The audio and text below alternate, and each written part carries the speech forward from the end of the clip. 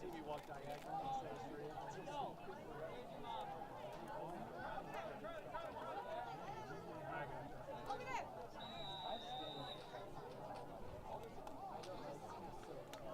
Really?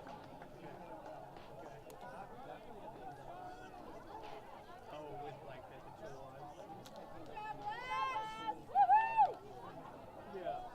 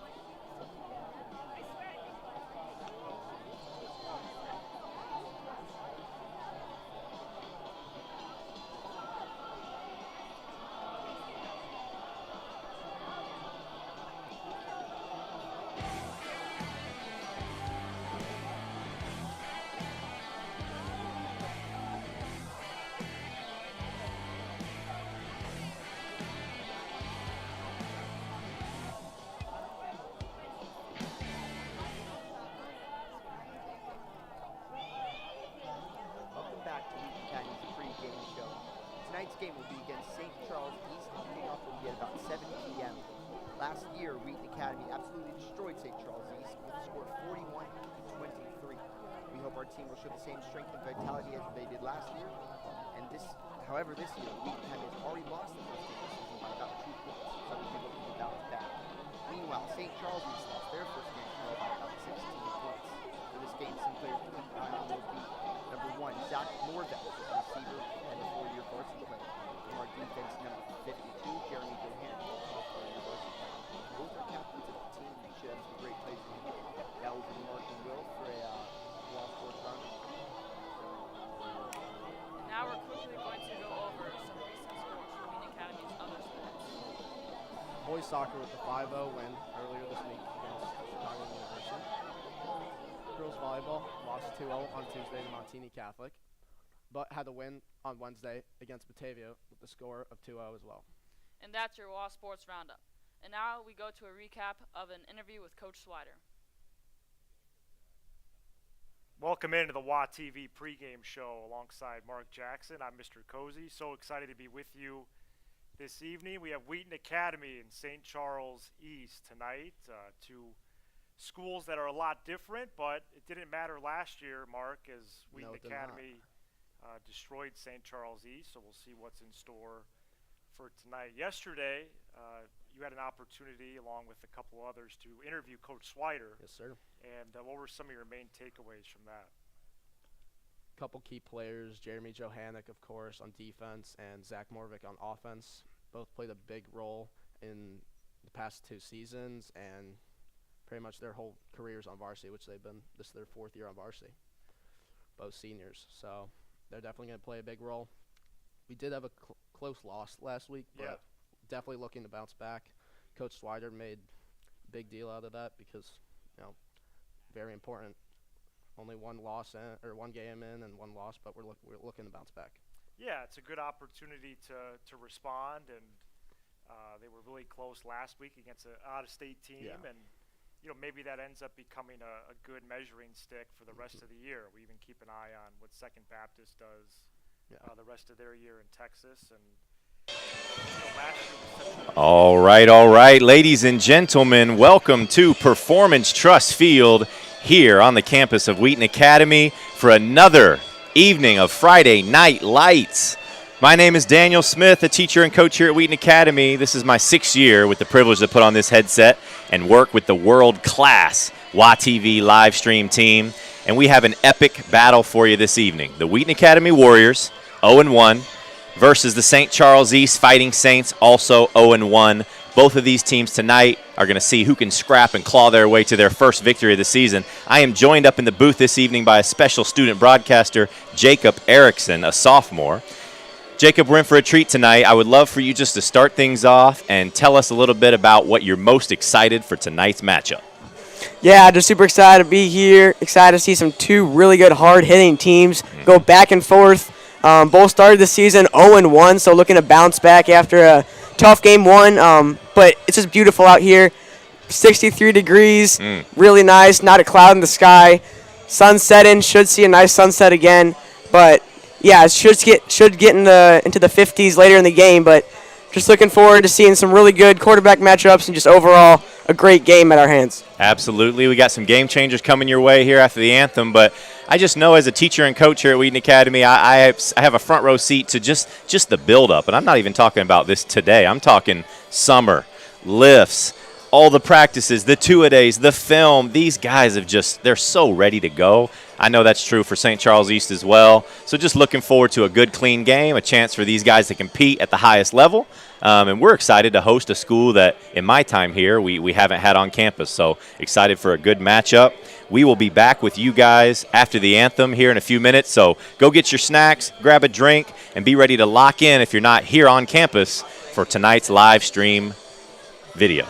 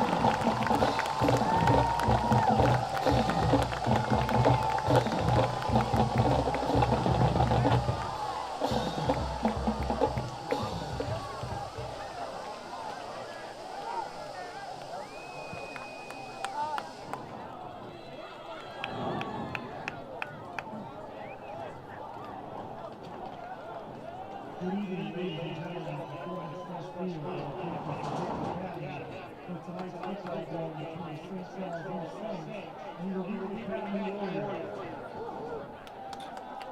And now, can you please rise and join in the meeting for a moment of prayer, followed by the national anthem by Pregame.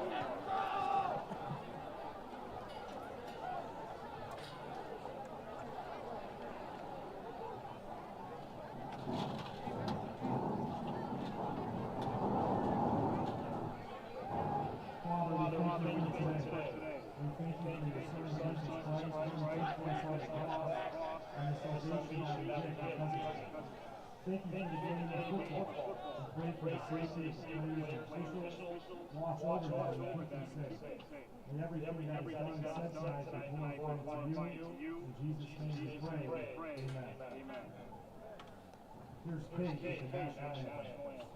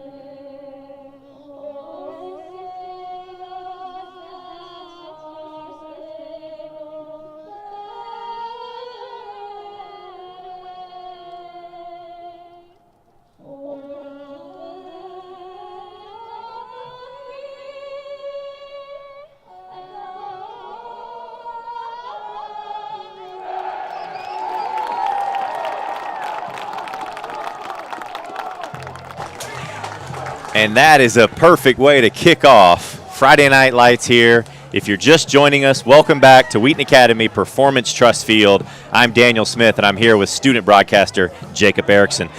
We are going to first take you through some game changers for tonight's matchup. It's going to come down to a battle of quarterbacks. Nathan Downey and Jesse Padrone for St. Charles East. Both of them have a cannon, and Jacob, they're going to try to put on a show. Yeah, both these quarterbacks, like Mr. Smith said, known for their cannon of an arm. We'll see how they perform. We'll see how they can do under this pressure of this game. And the St. Charles East, they had a high-scoring game last game. They just lost by a little bit. And Wheaton Academy had a little less scoring, but they also lost by a little bit. So it's going to be a battle to see who can get their first win of the season and who's going to go 2-0. Yeah, I agree. It's going to come down to some poise, some composure, and then we got to give the big boys some love. It's going to come down to a battle in the trenches. Which team can establish the line of scrimmage, which team can establish a run game, which team can both protect the quarterback and, as always, get after the quarterback and pressure him so that our first game changer can't have such an effect on the game.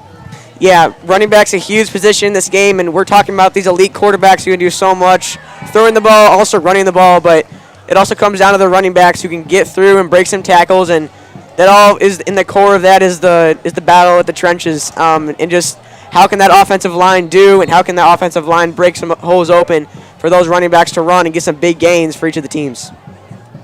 For sure, there's not a lot to learn from week one. I mean, you can watch the film, obviously, and I'm sure both teams did, but teams didn't show everything they've got in their bag. You're still figuring out. You got some new players coming in. Game one is always just kind of a chance to catch your breath.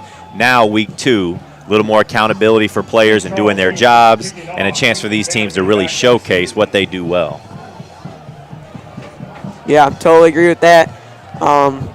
For Wheaton Academy, on the other hand, there's a lot of transfers that are coming in, and so I think they're just so getting acclimated to this, and that kind of comes with the poise and composure of the game.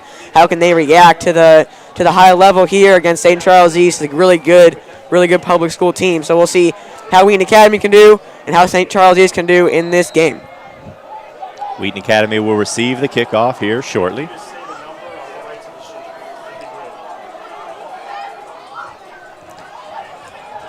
Zach Morovic and Brandon Keeble standing deep.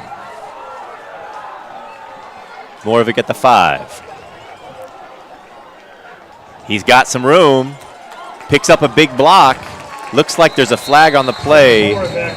I'm sad to say, Jacob, they might call that as a block in the back. It was kind of a blindside block, and this one might be starting back. Yeah, good return there, but the flag might halt that a little bit. But let's see what Wheaton Academy can do here on their opening drive, and out comes quarterback Nathan Downey.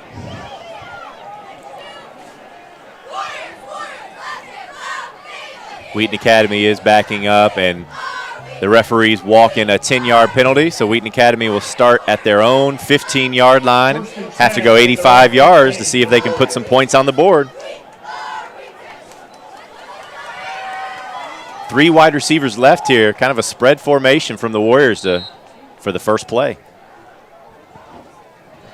Brandon Keeble's back. Let's see what they will do on the first play of the game. Motion, and Downey's going to keep it himself. He's going to go and get about 2 yards on the play. Downey on the keeper. Yeah, Downey mostly known for his arm, but I saw in week 1 that he does have the ability, if needed, to lower his shoulder. He's got a big body. He's not afraid of contact, and he'll look to pick up key yards in crucial spots.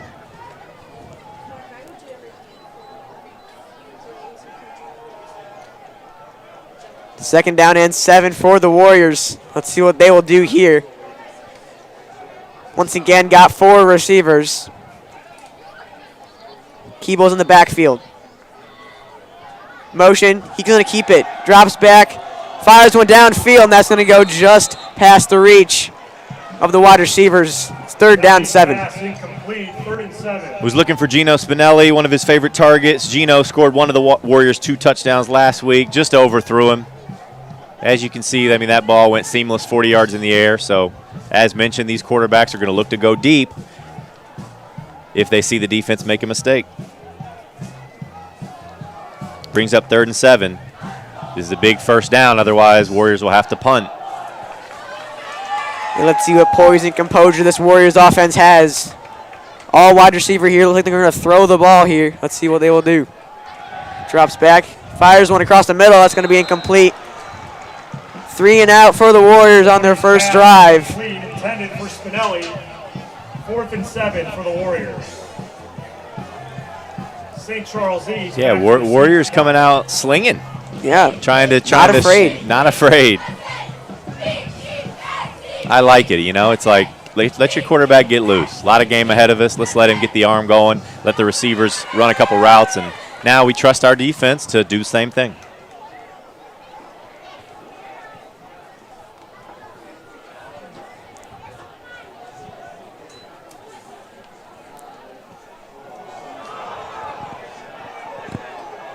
More of a weak kick.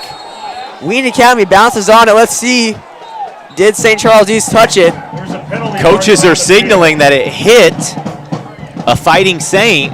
They're having the discussion right now at center field. Let's see what they will decide on. St. Charles East is going to obtain the ball. Coach Johannick having a conversation there at the bottom of your screen saying that you missed that one.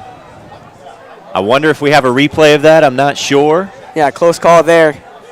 But that was a dangerous, almost costly mistake for St. Charles East. They can relax a bit as they take over with great field position now.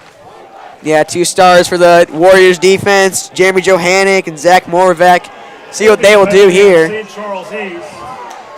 St. Charles East will have a penalty because of the kickoff, but they'll be backed up around the 50-yard line. Warriors had to have a 10-yard penalty to start their drive. St. Charles East as well.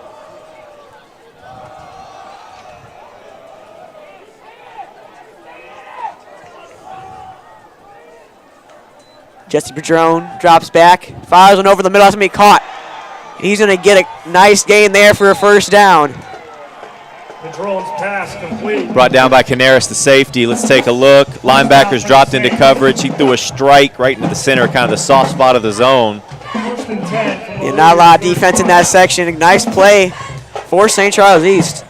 Going They're moving on the first drive. I know in talking to coaches this week that our defensive line, to help our defensive out, has got to create pressure. Let's see if our front four can make it happen. And a flag on the play. It's going to be a false start on the offense. It's going to be a little reset for St. Charles East. Start at St. Charles East.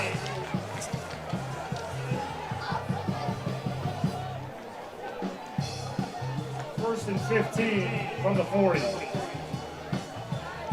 5-yard penalty for St. Charles East after their big completion. Let's see what quarterback Padron can do here. Hands it off. He's going to run, but a nice stop behind the line of scrimmage. Ball's on the floor.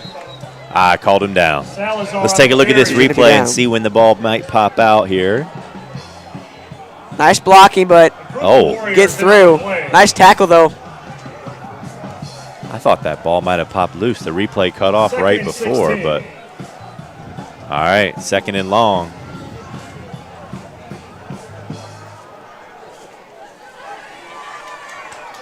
St. Charles East in the shotgun. What will Padron here do? A long second down. Drops back in the pocket. Fires one across the middle and a nice catch. He's going to get a first down on that play. The Fighting Saints move the chains and are close to the red zone. First down for the Saints. Yeah, that was a nice pass. He had a little pocket. He stayed patient, waited for the receiver to find a seam, and then delivered a strike right on target. And the receiver actually went up and made a nice grab on that one. Good throw and catch.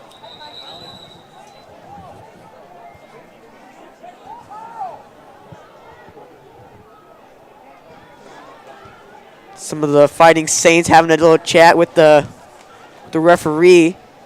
As number 3 heads off. Yeah, it looks like one of the wide receivers is going to, he had an equipment issue. He's going to have to fix something before he can be back on the field. Play continues. First and 10 for the Fighting Saints here, right outside of the red zone. Let's see what they will do. Hands it off. He's going to get some run, but the Warriors defense stuffs him. Maybe 1 yard on the play. A nice defensive stop. London LaFleur, you see right there, linebacker, first wrapped him up, and then a team of maroon jerseys. Yeah, he's were shown able a to lot bring of him down. progress this year. Played really well in his first game. We'll see what he'll do in the second game.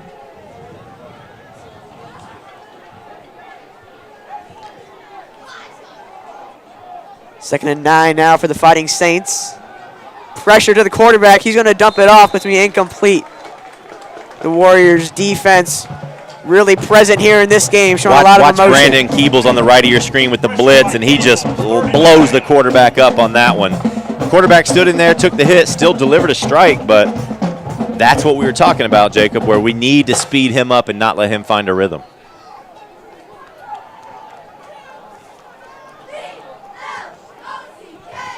Third and 9. 3 wide receivers on the right side of your screen. Flag on the play. Get a little antsy at the line. It's going to be some more Offside, yardage. Wheaton Academy. 3rd and 4 for the Saints. Now we'll move them into the red zone. See if the Fighting Saints can capitalize here in the first quarter. 3rd and 9 turns to a 3rd and 4. This is a big stop for the Warrior defense. Entire playbook is at the Saints' disposal here. Only need to pick up 4 for a first down. It's a lot harder to get first downs in the red zone, though. The field shrinks. What will Padron here do on 3rd and 4? Drops back, throws it over the middle. That's going to be caught inside the 5. He's going to keep fighting. And the ball's out. Ball's out! Wheaton Academy recovers, and there he goes. Charlie On the far Canaris! sideline. Charlie Canaris up the sideline with 1 man to beat. And he's going to get brought down inside the red zone. A top play in this game so far. Charlie Canaris receives a fumble and takes it back about 80 yards. Watch this on the replay. Beautiful camera work. That's Johannick who stood him up. And then a team of Warriors go and get the strip. Canaris with the quick hands to pick it up and take off. Big momentum boost for the Warriors. Student section loving it. You know, coaches talk about how oftentimes players want to score, but when you get around that goal line, you got to go down because bad things can happen. And that is a textbook example. Warriors take over now on the exact position that the Saints were one play ago. Yeah, great defense by Johannick, stripping that ball. Let's see what Downey can do here. Inside the red zone, hands it off to Keebles. He's going to get a couple yards, fighting for some more, but he's going to be inside the 15. Keebles on the carry. Nice job by the line there. I saw a big gap. Keebles was able to hit the hole and gain about 3 to 4. Nice to get positive yards on first down.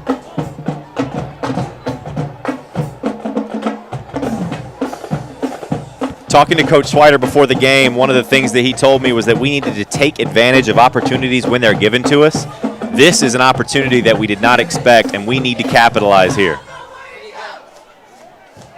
And momentum's a huge point of this football game. Let's see if the Warriors can capitalize here. Keebles with a hole. Hit hard, but picked up about 7. Warriors moving the ball here. Nice job by the interior lineman and your fullback, number 10, Logan Oros, with a big block to pick up the blitzing linebacker to create that space for Keebles. Yeah, we mentioned the battle of the trenches here in this game, and the Warriors showing great signs so far with getting those holes open for our running backs to make these big plays, and let's see if that will lead to a touchdown. Well, we got 4 chances to punch it in here, Jacob. It's 1st and goal from the 7. First drive was 3 passes in a row. Let's see if the second drive is 3 runs in a row.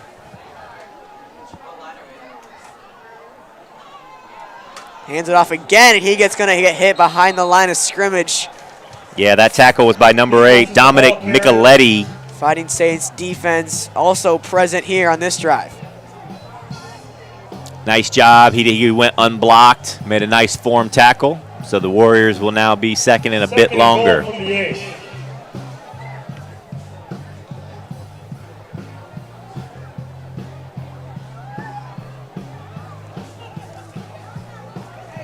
Warriors scored 2 touchdowns in their last game.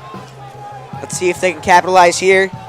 Jake West is a target. Zach Klein's a target. Moravec's a target. What will they do here? They've ran the ball a couple times in this drive. Play action. And I think that one's going to be picked off by the Fighting Saints defense. And the Warriors give it right back. Ball was behind the receiver there. Again, we mentioned that the field shrinks when you're close to the goal line, right? The angles are slighter, the passing lanes are thinner, and the Warriors will give it right back. Yeah, tough with this tight defense. We're turning it back over to our defense, though, and as you can see, there we are. Starting from the bottom, Styles Owens, Robert Grant, Deonis King, and Danny Garcia on the line.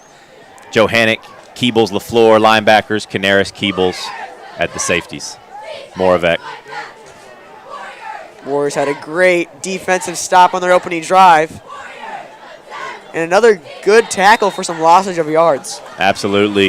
That was a nice job by Deonis King here around the right end. He chases the running back down from behind, picks up from his partner who tried to take his legs out, and then Johannick finishes it. Applies that much needed pressure here, trying to get the ball back and get some points on the board. Absolutely. This is obviously a passing down here. St. Charles East quarterback. He, in the first drive, did a nice job carving us up. Padron, let's see what he does here. See if our linebackers can maybe get a deflection, make things difficult for him. Student section making some noise here. He's looking to throw, got Second pressure. and 12. And Jacob right there. He's retreating. He can't set his feet. Let's take a look, and I really hope it wasn't roughing the passer. Let's see how long this replay goes. Oh, I saw it. Tugging jersey all over. Had Styles Owens yanking his jersey, so they're going to back him up even more. That was a nice play by our D-line. We showed up when we needed it. Yeah, I don't know. If they didn't call that flag and he wasn't hold, who knows, might have sacked him. So, For sure. nevertheless, loss of yards for the Fighting Saints. It's a whiteout tonight. There you see the pep band, the drum line. If you haven't been to a game on Wheaton Academy's campus yet, got to make sure you come out. We got about 4 other home games left this season. It's a great environment. Student section always excited. Warriors didn't bite on the hard snap count. Nice discipline.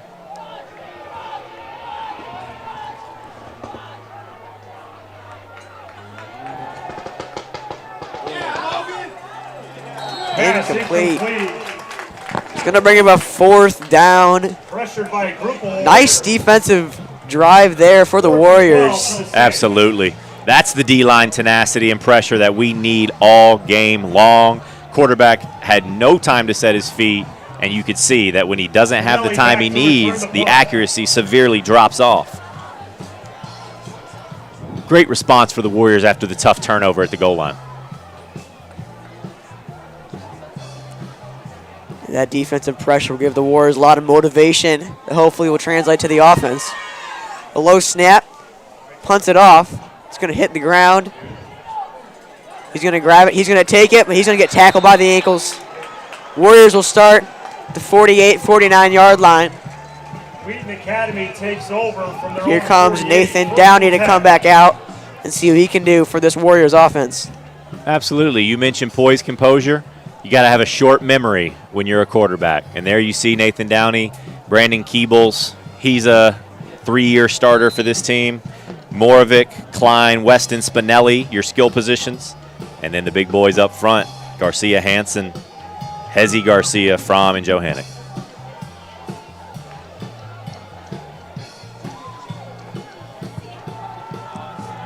First drive was a drive of throws. Second drive was a drive of runs. Let's see what Coach Tunn, the offensive coordinator, cooks up here. Takes it himself, and he's going to be sacked for a loss of yards. Carrier, no gain. 2nd and 10 for the Warriors. No gain on that play. Gets stuffed at the line. Yeah, sent the wide receiver in motion for what was looking like a jet sweep. Maybe a read option play there for Downey, who can either hand it to the receiver or pull it back and run it himself. He chose to run it himself. Not much there up front to work with. Downey comes back from the play call, looking to see what he can do.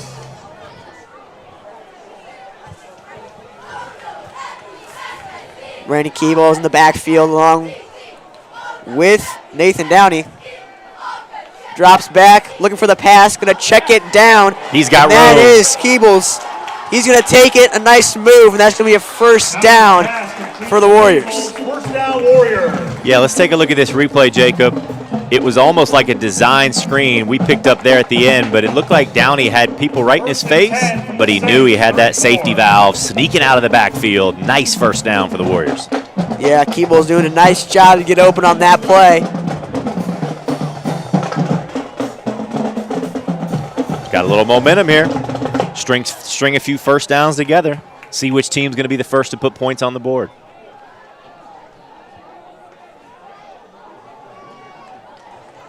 There's the jet sweep. He's going to take it and go head over toes. That was nice. Spinelli on the carry. Spinelli's as tough as they come, pound for pound. He went up knowing that he might take a beating there. 2nd and 5. But he's pumped up about it. Oh, yeah. 2nd and 5 now for the Warriors. 9 yards away from the red zone, seeing if they can capitalize here.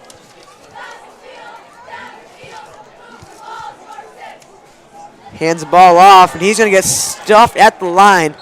LaFleur, the ball carrier. Fighting Saints D-line doing a really nice job to prevent the run. On the play. 3rd and 6.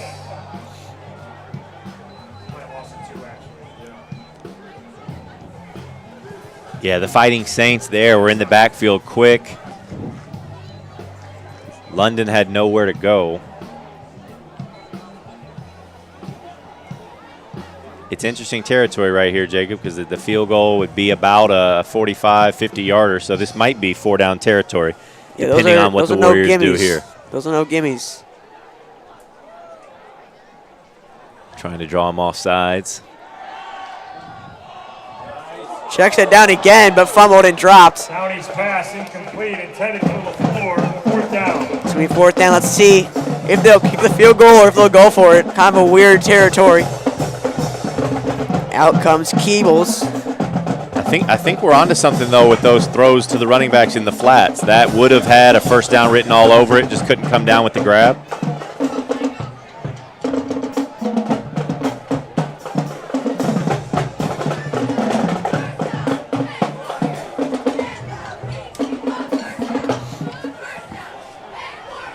We got no Kyler Finnegan tonight. He's on the soccer trip, so he is our kicker. So here we are going for it. Nice. Oh, just dropped at the 1st down marker, and that's going to be a turnover for the Warriors. That was a great throw by Downey. He led the slant perfectly. We just weren't able to come down with that. Warriors just making the mistakes. We just need another big play to step up on the offensive end. We got one on the defensive end. Now we just need the offense to find somebody to make that play that we need. Yeah, even though 0-0 ball game, Downey's throwing the ball really well. Just receivers aren't catching the ball right now, but hopefully that'll change later in the game. Defense needs to make another statement. There you see big 55 Robert Grant getting double teamed immediately. Incomplete pass there. But we are putting pressure on the quarterback, and he is getting frustrated. Great pressure being applied this whole 1st quarter for the Warriors defense, and let's see if they'll keep that going. Nice sunset setting in now. Absolutely. Temperature is dropping. Have we got below 60 yet? 61 right now. Perfect. Perfect weather conditions. Wide receiver screen. Nice job with contain and the Warriors gang tackle. That's that daily pursuit drill showing up in the game. 5 maroon jerseys on him about 2 seconds after he caught it. Look at that. Everybody chasing after the ball. DK, Robert Grant, nobody stops moving until he's brought down. Yeah, even though they're not close to the action, if they're on the other side of the field, they're still running, showing effort on the field, getting the most out of each play. Big 3rd down. Warriors. Most of the passes that have been complete for the Saints have been over the middle of the field. Let's see if Warriors can take that away and, again, continue to get pressure. Warriors D-line's doing good. They're going to drop back. Pass over the middle. Another screen pass. Make some moves and a nice tackle for the Warriors. Going to bring up 4th down. Yeah, that was Johannick and KJ Brooks who finished him off there. He had some blockers. Johannick did a nice job just shedding his block and making sure he met him right there. I'm trying to see, Jacob, if they're going to go for it. I think they're going. They're going for it. Big play here for the Warriors to get a chance to flip the field. Will the Warriors defense prevail again? Or are they trying to draw them off sides? Warriors need to stay disciplined. Drafts back. He's going to punt it. A weird formation there. A nice punt, though. It's going to roll past the 30-yard line. Little pooch kick. Yeah, different formation. I haven't seen that a ton. They were trying to draw us off sides and didn't work, so he said, all right, we'll just pooch kick it. Which I believe tonight, since Kyler Finnegan's not here, Downey, our quarterback, was our punter as well. I saw him punt one earlier. Multi-positional player. 14 seconds left in the 1st quarter. Still a 0-0 ball game if you're just now joining us.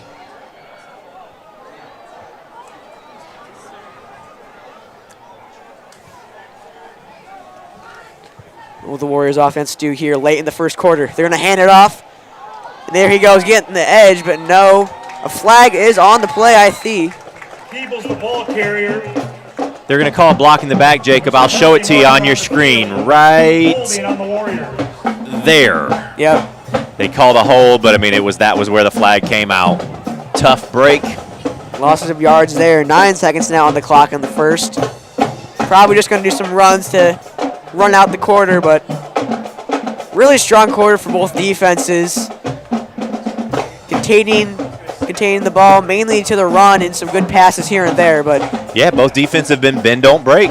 Teams are moving it up and down the floor, but nobody down the field, but nobody has been able to punch it in. There was my basketball coach coming out up and down the floor. Love that. And looks like we're just going to let the first quarter tick away. But don't go anywhere, That's the end of the because first we quarter. have a Wheaton Academy commercial for you during the break.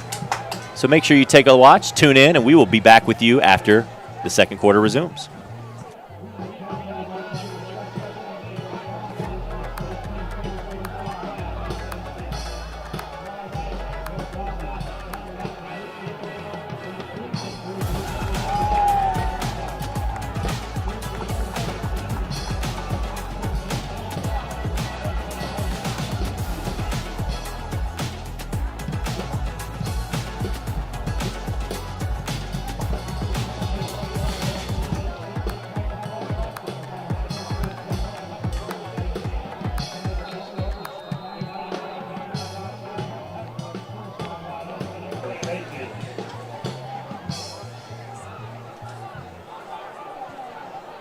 It has been a great first week back at Wheaton Academy. I've been highly anticipating the release of the new building. I have a new classroom myself. It's just great energy, the new student union. We are so blessed to go to school here, and it's been a lot of great buzz with students back in the building. Have you had a great first week? Had a great first week being in the new facility. It's just a really nice building to be in. So it's been a privilege 20 for the Warriors. to be in that building. But now we're in the second quarter here in this football game. Still a 0-0 ball game. St. Charles East scored 40 points last week. I don't know if they expected to have 0 after 1 here. Yeah, they scored a lot last game. Around the field. It speaks to this Warrior defense, though. Oh, yeah, we are. St. Charles East scored 40 against Lincoln Way Central, a big 8A school, and so far we've held them to nothing. They were knocking on the door, but the defense stepped up. Yeah, we only let 19 points come across the scoreboard last game. Unfortunately that we lost, but He's got a man. deep throw and almost a great catch. Incomplete, though. Thrown out of bounds. Downey's pass, incomplete. That was a phenomenal effort by Spinelli. Oh, yeah. He turned, putting when his he, body when he on the saw line. that ball up in the air, he, full extension, tried to bring that one down with one hand. Nice job by him. Yeah, love seeing the effort there. It was a great ball, too. I mean, it was right away. He put it in a spot where only Keebles could get, only Spinelli could get it. Yeah. Now it's second and long for the Warriors. Second and 25. Not ideal. Warriors with 3 wide receivers on the left, 1 on the right. Downey Keebles. hands it off, and the hole closes quickly. We did pick up positive yardage, but that won't be enough. Out comes number 6, Charlie Canaris, who had a great return fumble in the first quarter. Let's see if they can spark that offensive. Get some points on the board. I'm sure that was a talk at the break to get some points on the board and get the offense moving, but defense playing really well as well. They bring the pressure, fires it. That's going to be caught on the far side of the field. Gained some yards back, but it's still going to be a tough task to get a first down. Downey's pass completes the clock. Yeah, that was Jack Klein on the catch. Nice job by him. You can tell that St. Charles East is kind of leaving the flats open for the short passes. They are not going to let a deep pass get by without double coverage, at least in the area. Yeah, a lot of these passes in this game for both teams have been a lot of screen passes and just passes to dish out, but we'll see if we can get some more plays downfield and get the ball moving more. Much better punt there by Downey this time. It's going to roll, and he flipped the field. So Warriors with a chance to get the ball back, but got to force a 3 and out. Downey on the punt. First and 10 for the Saints from their own 42.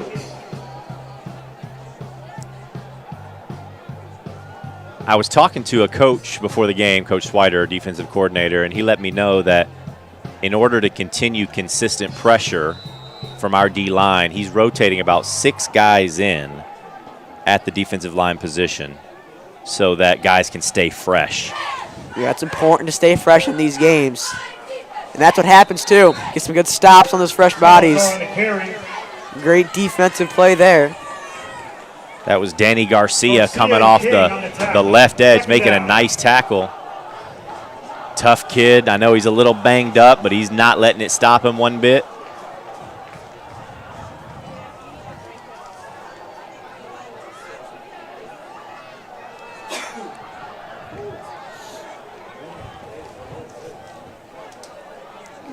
Let's see what Jesse Padron here can do. 6'4", 200-pound quarterback. Throws it. That's going to be a first down for the Fighting Saints. First down, Saints.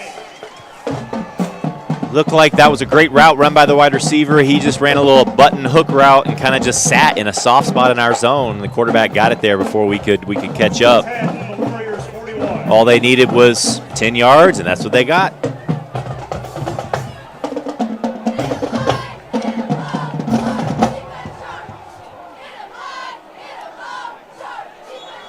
That was going to draw the Warriors D-line offsides there.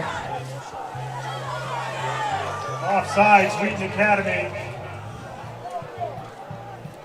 St. Charles East definitely has that, hard snap count in their bag. That's about the third or fourth time they've tried to use it on us. They got us again.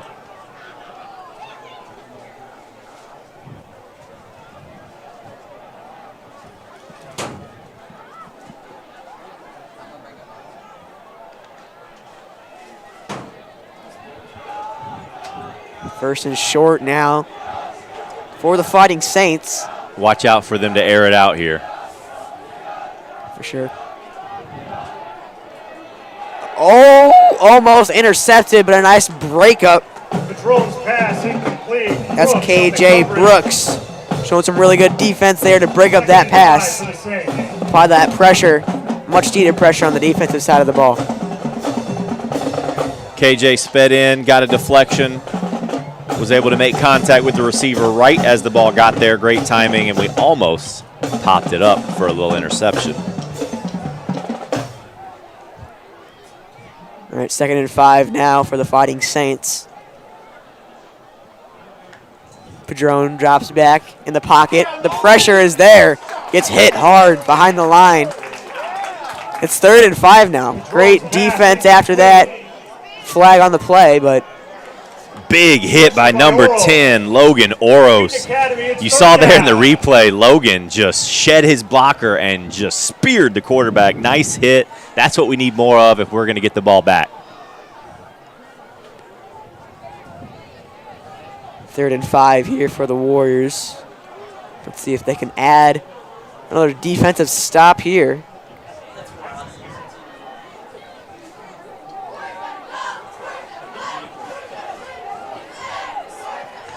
Padron hands it off to star running back, and he's going to be just short for a first down. First down for the Saints. Nice run, nice blocking. First down, that's number 23, Xander Salazar. He's 5'5", $165, but in talking to coaches, he is elusive. He's a speedster. He knows how to kind of bob and weave behind his bigger offensive lineman, and he did just that to get the first down.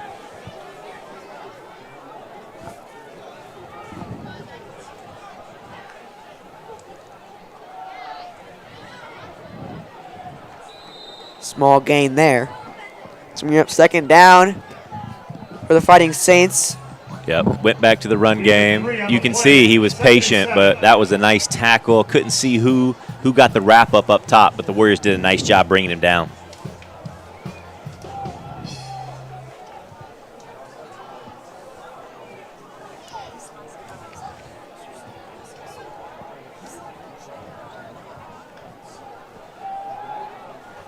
Drops back, he's going to launch one deep.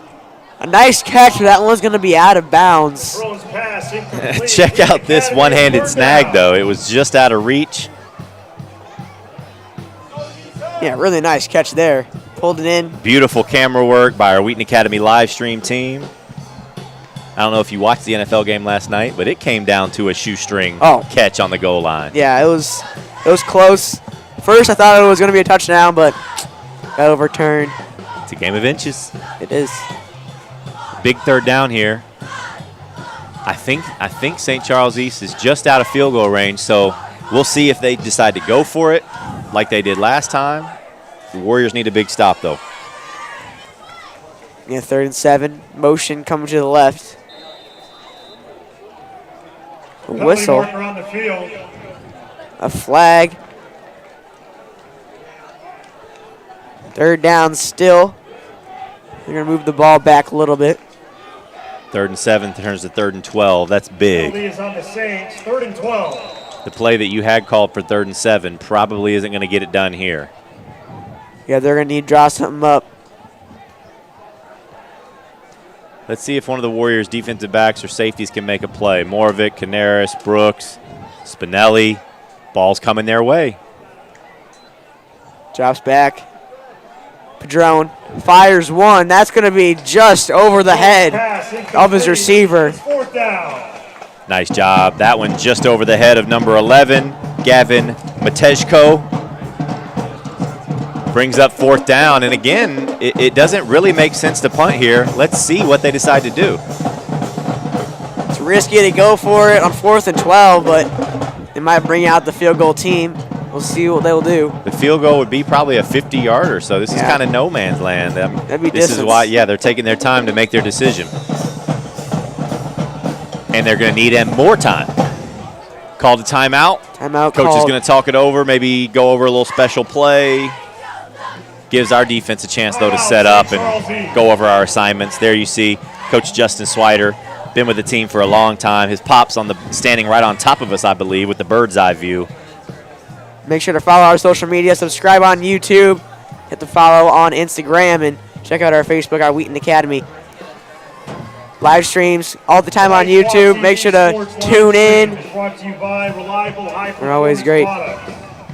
Yeah, as they say, smash that like button and subscribe. Oh, yeah. Get all of the notifications so that you don't miss a single thing in the Wheaton Academy world. Like Mr. Smith said, you have the opportunity to come out to one of these games. Really fun to come to, but if you can't, the live stream's always there.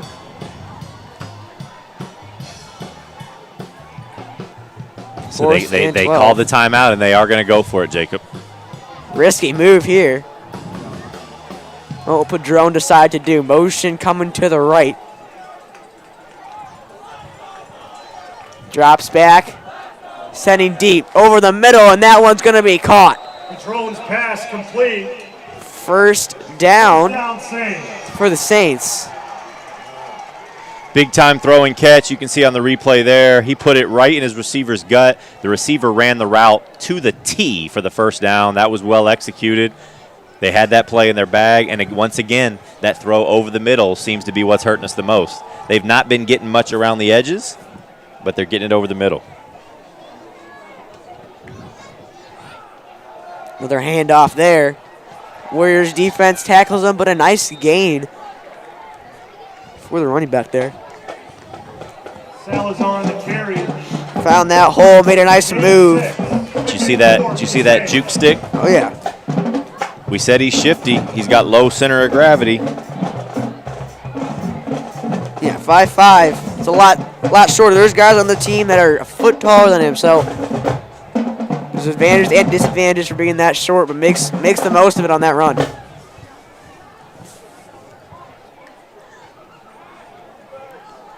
Fires it over the middle, and that one's going to be caught. That's a touchdown for the Fighting Saints. Touchdown Saints. It's that pass over the middle, their bread and butter. He was patient. We were just a step behind. He stepped in front and gets the Saints on the scoreboard. First a strike in this battle. 6-0 now for the Fighting Saints. Let's see if they can add on an extra point.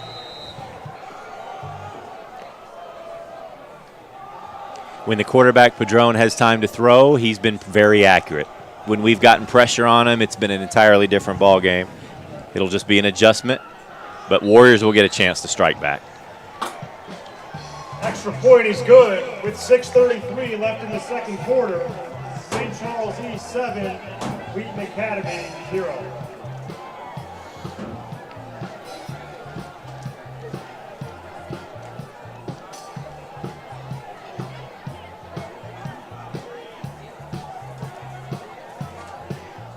Yeah, both the Warriors' touchdowns last week came through the air. Jake Weston on maybe a 10 to 12-yard route, and Brandon Keebles on a little short out route. Last week, we were not able to establish the line of scrimmage very well. If you watch the game, Second Baptist down in Houston, they had some size on the line that was a problem for us all night. I know tonight we were hoping to establish the run game a little more. We've had our moments, but I do know that we don't want to let this game get any more than one score away, because then it kind of limits your playbook. So this is a really important drive for the Warriors here to tie this thing back up as we head close to halftime. Let's see how we respond. Yeah, they're going to need to change something on this drive especially. Run game's been pretty good. Passing game's been decent. Some drop passes there, but this wide receiver core is going to need to step up a little bit and see how they can contribute to this game. For sure, we got experience. Moravik, Spinelli. We got an infusion of new blood with Weston, Klein.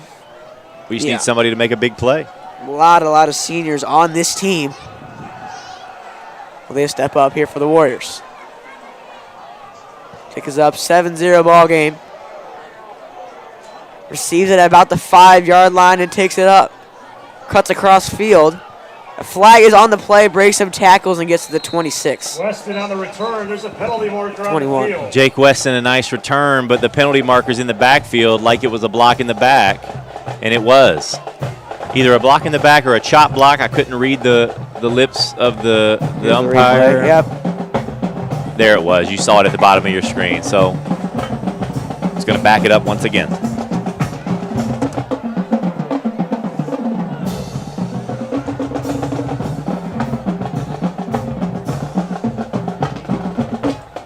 Yeah, rough starting field position for the Warriors. Out comes Nathan Downey. Let's see if he can lead this team to score here. 1st and 10 from their own 6. Yeah, we got plenty of time. I'm fully expecting a couple runs here to try to create some space. If it's a pass, it needs to be a quick hitter, something that doesn't have, keep Downey back too long in the pocket. There is that run, and he gets around the edge, makes a nice move. And that's Keebles, who's going to pick up, maybe 5, 6? Gain of 5. But that's big. I mean, the clock's going to tick. We can use all 6 minutes and 8 seconds of this to score. So forward progress, finding the holes in the defense, advancing the ball. Yeah, left side of the line did a nice job there creating space. And then, I mean, all you can do is really give your running back a chance to beat one defender. And then Keebles did that and was able to pick up a nice gain.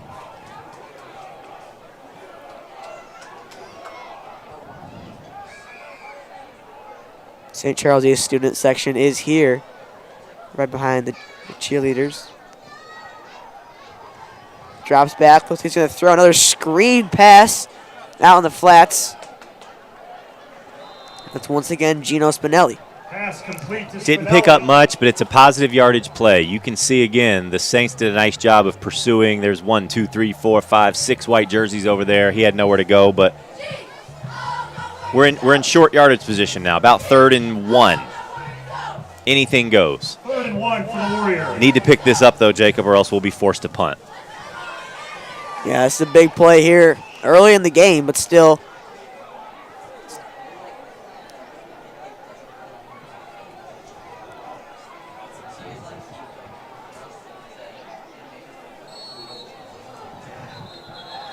Referee blows the whistle. Timeout, Wheaton Academy. Wheaton Academy called its first time out of the game. With 4:48 left on the clock in the first half. 7-0. And Wheaton Academy, September 23rd through the 28th is homecoming. It's going to be announced soon what the theme is, stuff like that, but homecoming 2024, September 23rd through September 28th. Yeah, so some things I'm excited about for homecoming, just the environment, super fun environment for Wheaton Academy students and teachers, just a really, really fun place. You got the dress-ups, you got the fun events after school, soccer, football, and we will be live streaming some games during homecoming week. Looking forward to that. Once I hear the theme, I got to start planning out those outfits. Oh, yeah. Homecoming is a nice week here at Wheaton Academy in the fall.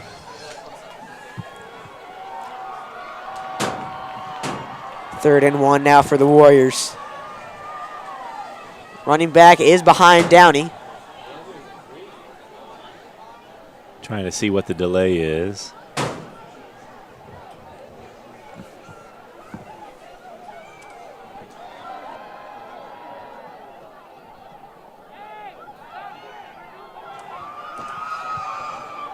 Still trying to see what the delay is here. We'll let you know when we do. Oh, obviously it had something with the ball. Maybe the ball was wet, had some blood on it, but obviously a little bit of building the anticipation for the biggest 3rd down of this ball game for the Warriors offense. Yeah, you're back pretty far in your territory. You got to move the ball and get out of even your own red zone. This looks like a quarterback sneak. Look how we're bunched up. Yep. It is. Quarterback sneak. Let's see if we got it. Downey on the keeper. 1st down, Warriors. 1st down for the Warriors. He moved the sticks. Pushing behind him really helped him out there. The tush push.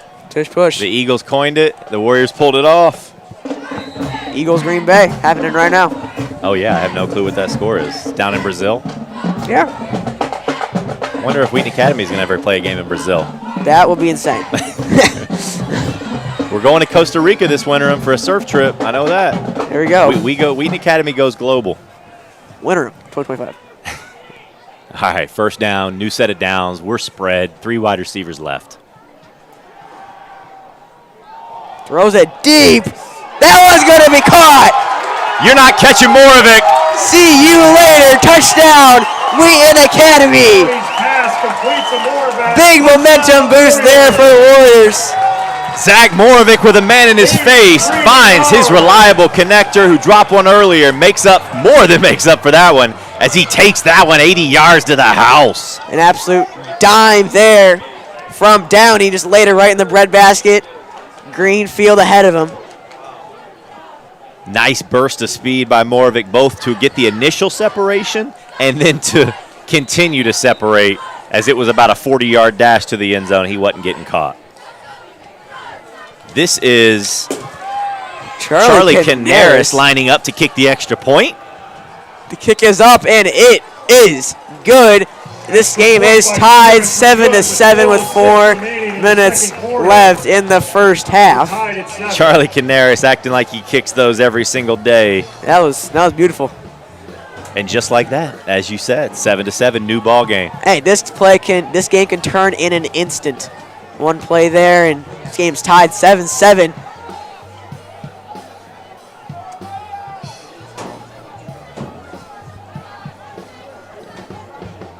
The Warriors needed to strike something there on that drive, and that is exactly what they needed. Big momentum boost for the Warriors. Momentum boost, it just lets you relax a little bit, settle in. Now let's see if the defense, who had a little bit of a chance to relax over there, has got some new life. There you see Coach Swider coaching them up. He knows that with 4 minutes on the clock, this is a big possession and time in the game. Yeah, if the Warriors can stop them here and get the ball back, I mean, who knows? This game could be a whole different game at halftime if we play some sound defense here on this drive.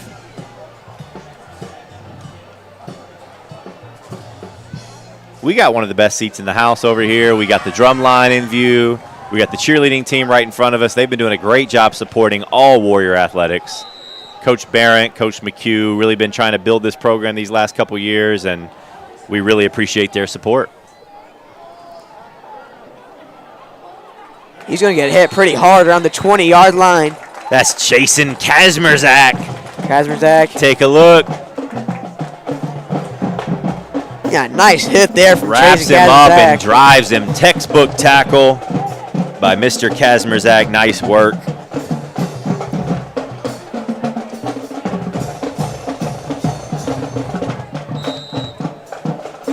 Crazy the energy that you can get from a big play like that. I'm feeling juiced up here. Oh, yeah. I know the defensive line. Let's watch them. I'll call them out by name, and we'll see who makes a play. Garcia, King, Grant, and Owens. Let's see who can make a big play. Garcia at the bottom of your screen, number 50. Pressure applied, but that one's going to be out of bounds. Nice job. Second down. 2nd and 10. And this defense has shown a lot of good signs in this first half. Really holding St. Charles East to only 7 points. They scored 40 last game. Holding them to only 7 is huge if they want to keep this game close.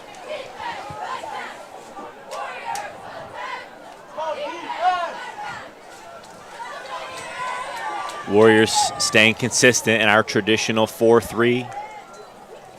It's a handoff up the middle. Nice gain there. It's going to be first down for the Fighting Saints. Salazar on the carry. Brought down by First down, London. Saints. KJ was there to clean it up if he needed to, but they pick up the yardage they need.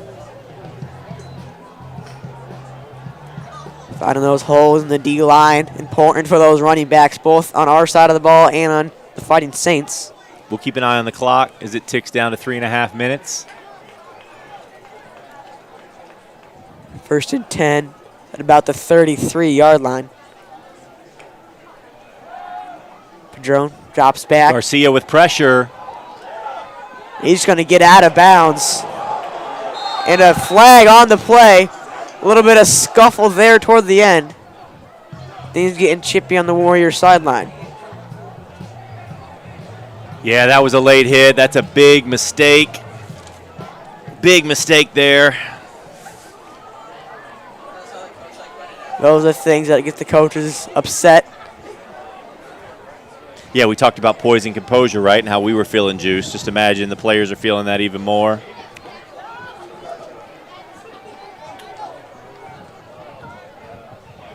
Stops the clock on the play. But a late hit sparks some energy into both sides of the ball. Yeah, the tough thing is it just causes a first down, and it's a 15-yard penalty, so ball's going to be closer to midfield. Warriors now just got to, wipe it clean, short memory, and let's get another stop. Saints from their own 46.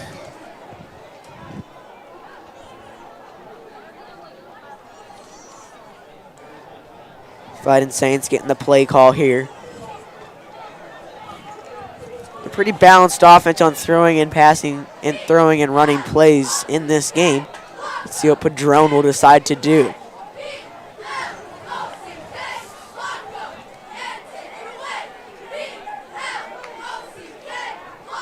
Drops back, pressure's applied. He's going to throw it deep downfield, and that's going to be caught. The drone's pass complete. First down, Saints. First down for the Fighting Saints here. A nice play and a nice throw. Yeah, that was a throw off of his back foot. He was rolling to his right. I honestly thought he was going to tuck it and run. He was getting pretty close to the line of scrimmage, but he delivered a strike on the move. Nice throw and catch there. Yeah, makes these quarterbacks great. It's just their last-minute decisions. In that case, decided to throw it instead of run it. Benefited for yardage. It's going to be a handoff. Warriors having a hard time tackling, but he'll get to about the 15-yard line. On the carry, tackled by Brooks. Second down.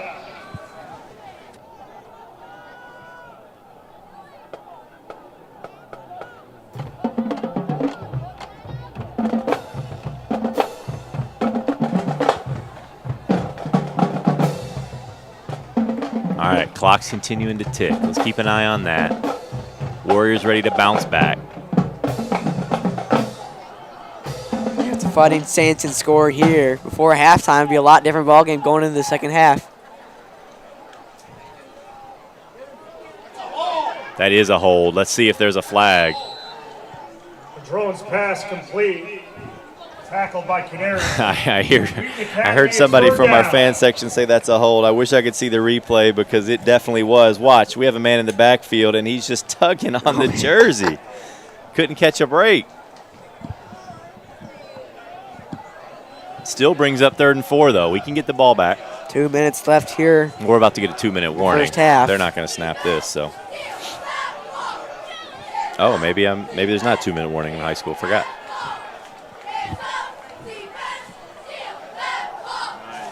Defense making good stops at the line, halting their run game right now. Warriors in on the play. Fourth down. Hey, nice stop. Let's take a look, see who plugs this gap. There's Oros, and Garcia stands him up, brings up 4th and short. Are they putting, is that the field goal team coming on? The field goal unit is coming on to kick the field goal. I always get nervous with field goals that there's going to be a fake, but let's see. This one is within range. No weird formations for the kick this time. Who knows? Holders at the 20, so this is a 30-yard field goal. It's not automatic for sure. Nothing's a gimme here in high school.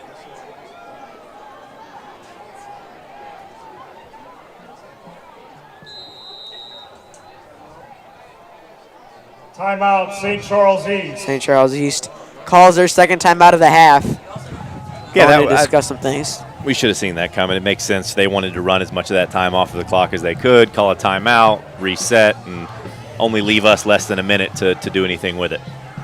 Yeah, if we get the ball back here, it's going to be tight to get some plays going, but we're going to need to look for downfield and look to tie the game or maybe even take the lead. Already feels like this has been a marathon. We're not even to halftime. There's been so many highs and lows and big swings and plays and penalties. These teams are battling out there, fighting for the chance to have 1-1 on their record on their website as opposed to 0-2. These two defenses have played a great game so far. Absolutely. We talked about battle of the trenches in the pregame, and they've for sure shown that. I want to see one of these linemen get a big paw up in the air and maybe swat this thing. Looks like this is a legitimate field goal attempt from about 28 yards. Straight through the uprights. Field goal is good. 10-7 now. St. Charles East takes the lead. And now 55 seconds for the Warriors. See if they can charge down the field in less than a heartbeat and get some points on the board. Our last drive we scored in about a 12-second play, so you know we have the big plays in us, but I guarantee you that St. Charles East is going to be playing some sort of prevent defense, making sure everything is in front of them. So we'll see if somebody can make a play on our side. Yeah, those deep balls can change the game in an instant like we just saw to tie it up. Let's see who we'll go to for this drive.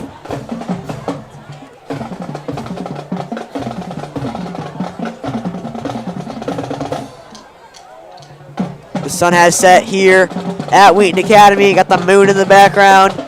Got planes flying. It's a beautiful night for football. 60 degrees right now. Not a cloud in the sky. Weston and Klein back to receive the kick.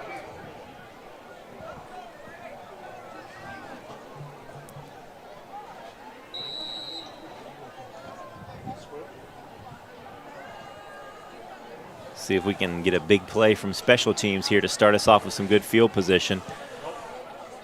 Little pooch kick's going to be fielded by Weston. Gets hit right before the 30. First and 10. Warriors with a chance to go 1 minute drill. 50 seconds. Got to get something here. Be huge.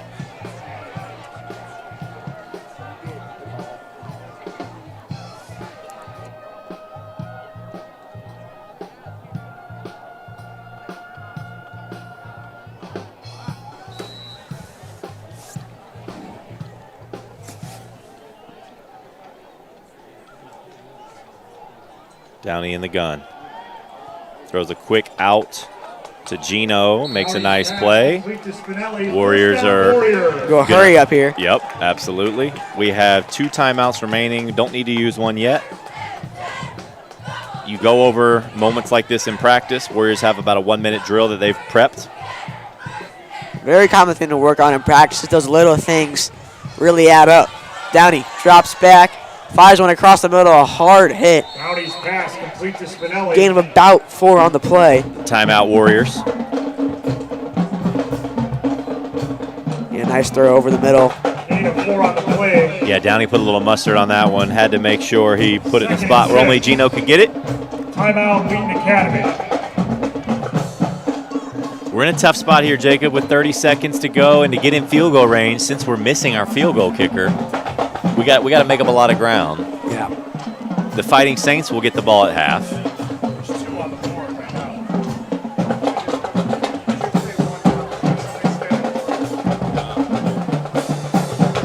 Charlie Caneros does have a leg, though. We saw it in that 25-yard field goal that he can boot the ball. So we'll see what his distance is here, but it's mostly ideal just to get down the field, score a touchdown, or get a closer field goal.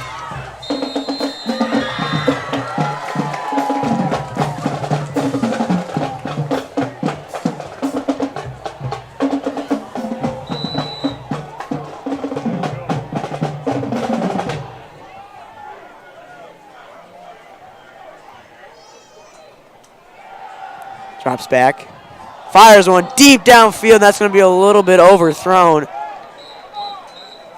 Downey's pass incomplete. There's a penalty marker on the field.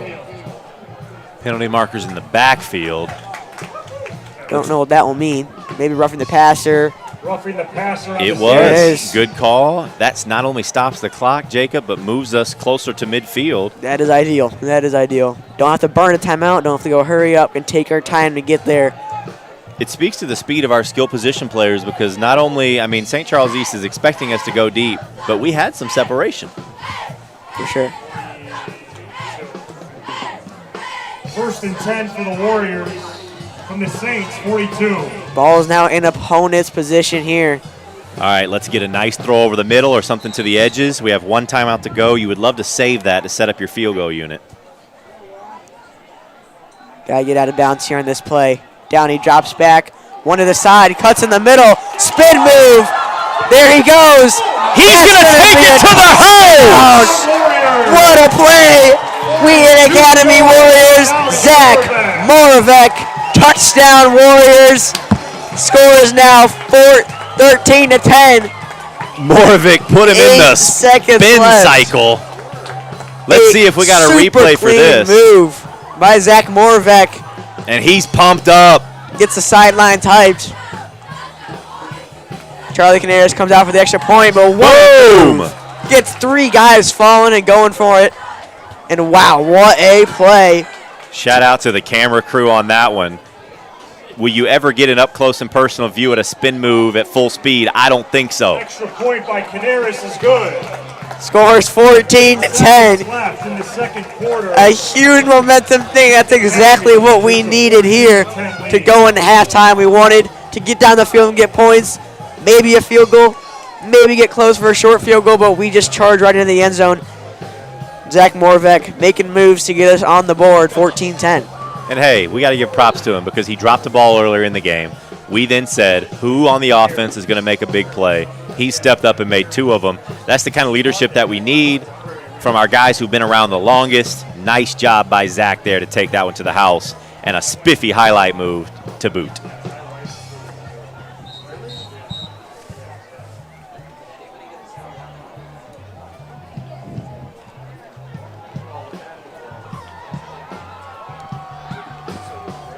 Yeah, you got to credit Downey for this, the great pass over the middle. Finding those receivers is what he's done great this whole game. Keeps it up with a nice throw over the middle. Those pay off. It's 14-10.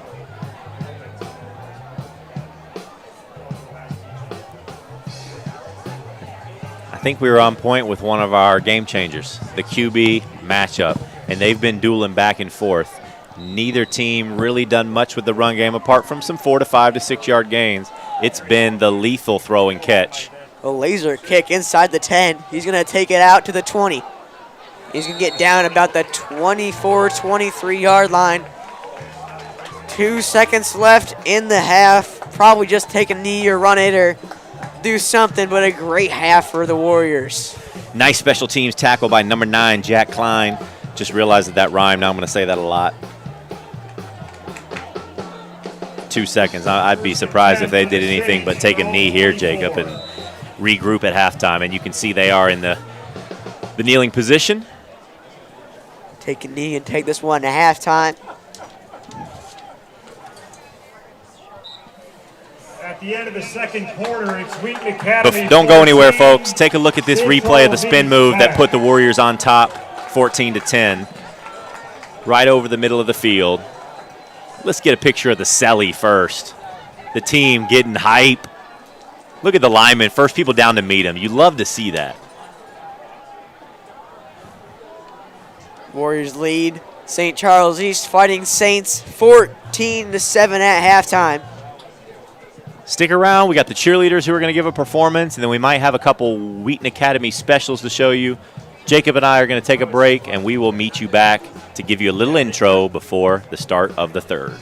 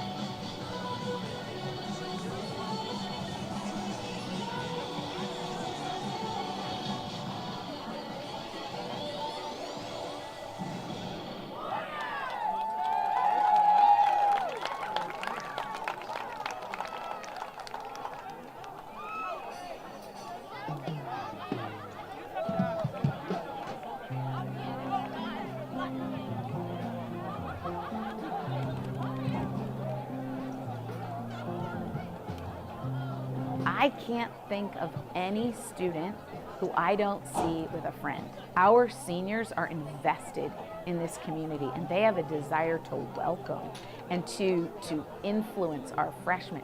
To have those student-student relationships, calling each other to be better, to follow Christ, to love one another, it is absolutely incredible to see. God designed for us to have a relationship with Him. It's the vehicle to all things in the It's the vehicle for transforming the world. It's the vehicle for making a difference in the world. First and most important relationship is the relationship students have with Jesus Christ. Our desire for every student to know Christ better and to love Him more. We allow space for each and every one of those students to encounter Jesus in different ways. The whole purpose and goal is to help them know Jesus better. Through Jesus Christ, our students can be kingdom builders. They can be reconcilers. They can be ambassadors for Christ who stand up for truth in a way that models love, grace, compassion, and forgiveness.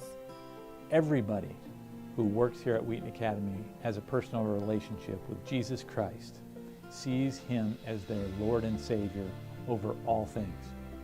We never compromise on that. That relationship, that's going to sustain our teachers. They understand that their calling in their life is to make disciples.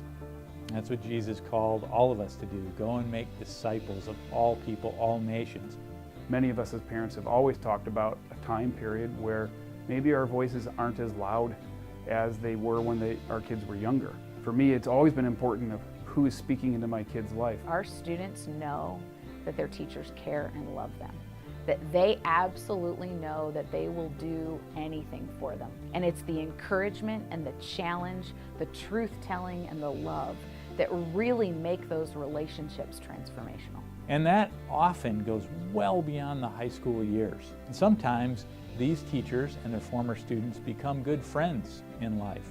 When those relationships get stronger and stronger, we've seen students who do marvelous things, go well beyond what we perceive as their potential, because that attachment to somebody is vital. Kids don't care how much you know until they know how much you care.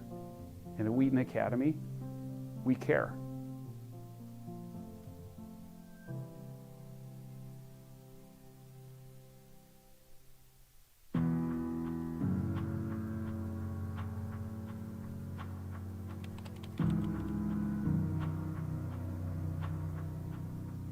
Every single person, student, coach, faculty, staff, every single person at this place has been given gifts, talents, resources, if you will. And the call to excellence is to use what we have been given to the best of our ability. The Bible talks about the parable of the talents, and we've all been given a certain number of talents. And God expects that we do all that we can to steward those talents, to maximize what He's given us, ultimately for His glory. One of our most important outcomes here at Wheaton Academy is that we prepare students for what is next, whatever God has next for them. For most of our students, that's college.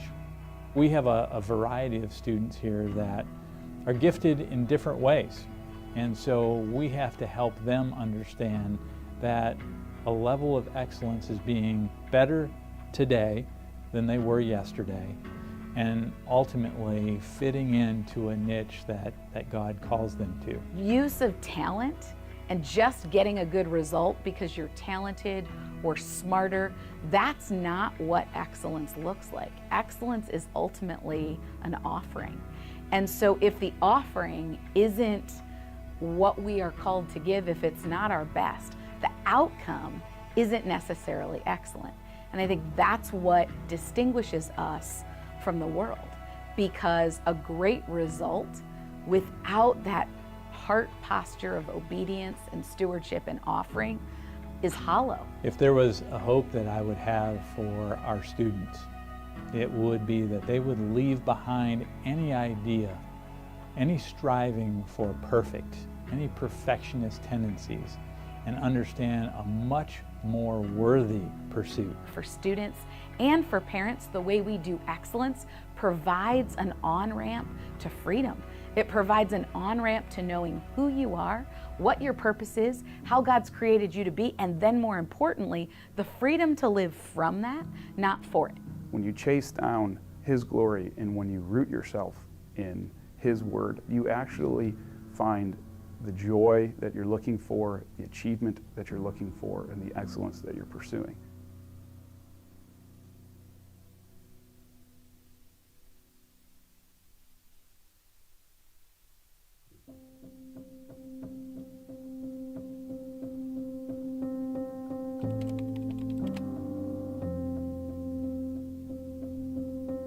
It's important at Wheaton Academy, since service is a key part of our mission, that service isn't an event, but it's an ongoing part of our lives. All of us who have read the scriptures know that Jesus was a model servant. He was the one who washed his disciples' feet. And we want our students to be like Jesus, to understand really our life has been given to us to serve God, live a life of worship to him. And secondly, it's to live a life of service to those around us. There is so much joy in giving to others. It's a place where our gifts and talents are used. It's a place where we can find a true outlet for our identity in Christ. How we live in the day-to-day needs to be an expression of that identity. And where does it play out? It plays out in how we love and serve one another. The relationships I have come to life as I serve. The excellence that I demonstrate as an athlete, as a student, as an artist. What is the purpose of that? Not for my own glory, but to make the people around me, the community around me, and ultimately this world a better reflection of the kingdom of God. There are a variety of ways that we have formal serving opportunities, but we want our students, even in their everyday life, whether it's participating in fine arts or participating in athletics, to see opportunities to serve. It's something as simple as holding a door open for somebody else. It's something as simple as helping them pick up their backpack or a book that they drop. I think it's just a mindset of recognizing it's not about me. If your student is coming here, you can know that the freshman selfishness may turn into a senior full of service when you have developed a servant attitude towards others. You're able to see someone else in their failings or see someone else in their weakness or their sadness and come alongside and help lift them up and help move them along and keep them going. And in turn, when it's your turn, you know that you have a community of believers around you who can pick you up and lift you and move you forward. That's what we call students to at Wheaton Academy.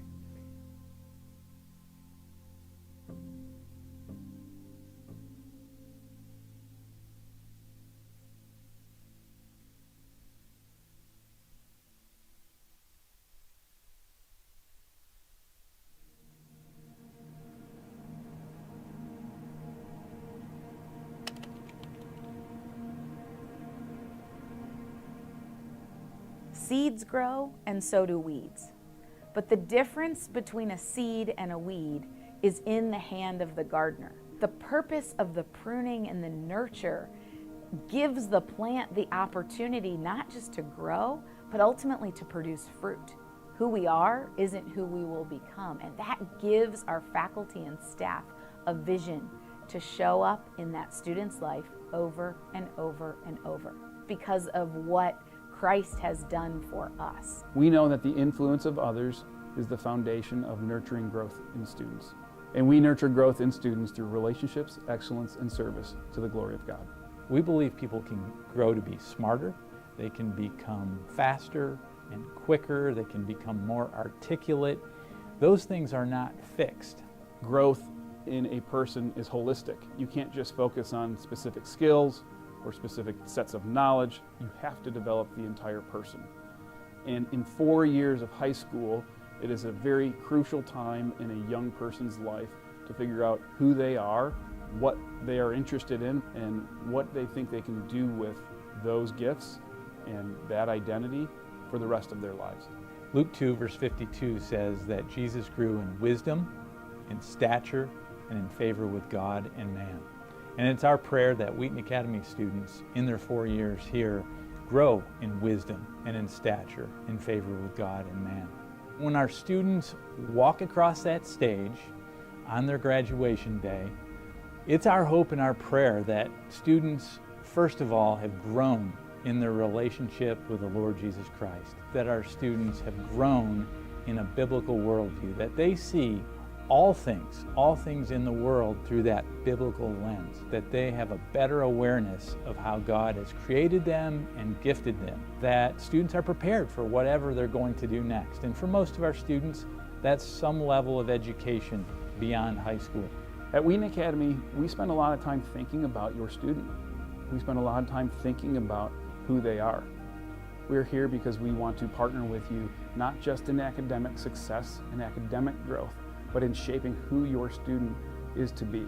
Because we both know that in a few years, they'll be off and gone, and they'll be interacting with other people.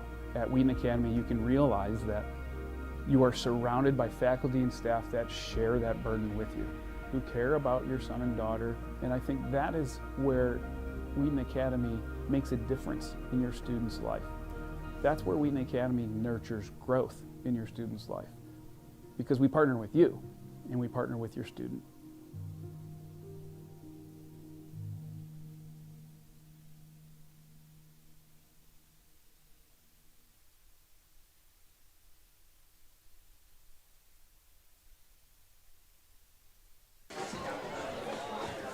All right. We are back, and it was an electric first half. Me and Jacob were recapping up here, discussing some of our favorite moments. I mean, these teams were trading blows back and forth, and if you're just now joining us, you find us at a 14-10 game, Wheaton Academy on top. Jacob, what was your favorite moment or two from the first half? Yeah, some of my moments that I really liked was just those big plays that the Warriors have. One of those being Charlie Canaris, run up the sideline, out that fumble. And then those two big plays for touchdowns. We got the one right at the end of that first half with the spin move there and then the finish it off. But, yeah, I think the Warriors are just really capitalizing on these big plays, and hopefully we can keep it going, keep the momentum up, and we can finish this game strong. Wheaton Academy definitely has the momentum right now. It went back and forth, but it was all Warriors the last minute, I guess I should say. Yeah, but it felt like. Yeah, that last minute was all Wheaton Academy. Had that drive going, had some of those penalties that really did help us toward midfield, and it was just a really good way to end the first half. Neither team has played perfect football. No. Both teams have had penalties on both sides of the ball. Both teams have had drops, mistakes, turnovers. It was a well-fought game. Honestly, it felt like the team who had the ball last was going to maybe take the lead into half. Yeah, I tell you what. Star quarterback Nathan Downey's doing really, really good, throwing the ball right where he needs to, making last-second decisions that are just the best decisions you can make. Specifically that one where he could have ran it, throw it downfield to about the 20-yard line. Just making those decisions really help the team and help the quarterback just make those plays and get downfield and eventually get into the end zone, which I think was just super, super important, and it's a reason why we're up by 4. This second half is going to be a tale of toughness. The tougher team in the trenches, the tougher team mentally, the tougher team as far as conditioning and endurance is going to come away victorious. It's going to be an absolute battle. Neither team is going to go down easy. Both teams are prepped and ready to go. And if you're just now settling in on a Friday night, maybe you're on the couch sipping a nice Sprite, enjoy some Wheaton Academy football.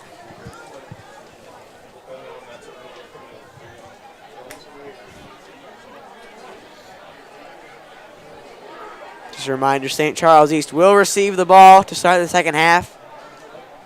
Coach Swider coaching up his defense. And I do want to give one shout out to the Wheaton Academy Business Club and what we call here the Shack. It's a food truck that we have on campus for special events. You can get a shack and cheese. I had a pulled pork sandwich. You can get a small rack of ribs, smoked sausage, stuffed with jalapenos and cheddar. It's pretty spicy, though, so make sure you also grab a cold beverage. But the Shack and, forgot, cinnamon rolls. Oh, about so good. as big as your hand. Yeah, they produce some really good stuff there with the business club, especially the Shack. Got some really good food there. But we are off in the second half. We're back. 14-10 Warriors. Don't go out of bounds. It's going to go out of bounds. It's going to go out of bounds. It's a tough break. Remember, we're out of our kicker, so we got guys stepping up. Some guys can make it look easy, but it's not. So the Fighting Saints will start with great field position, but the Warrior defense is rested and hungry. Yeah, going back to what we were talking about in the first half, just how Coach really wants to cycle through our O-line and D-line, just trying to get fresh bodies out there. And these bodies right now are fresh. They had a nice 12, 15-minute break to recover, and now they're ready to go, ready to get out there and from their own 35. play some awesome football. Absolutely.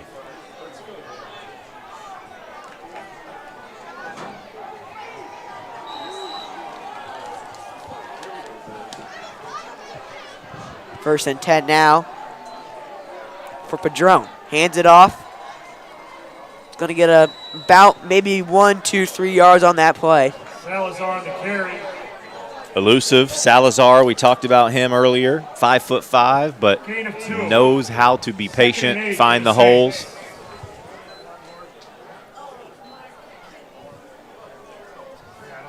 Second and 8 now. Let's see what the Saints can do here.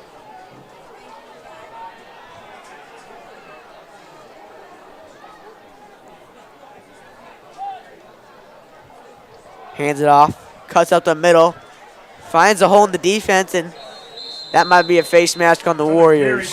Did it look like that? Yeah, that's what I saw on that tackle. It's really tough when, I mean, you're just reaching an arm out, right, trying to shed a block. Let's see what they call. Maybe the replay will give us a better view here. Yeah, little tug there. Face mask on the Warriors. Yep. First down for the Saints. And that's going to move the ball up past midfield. Yeah, those 15-yard personal fouls, those are field position changers. You can't blame the Wheaton Academy D lineman there. He was just trying to make a play. And, I mean, again, we mentioned 5'5", so when you're reaching for what feels like a shoulder, you might be getting a face mask. Hands it off again, and that time gets stuffed for only about 3.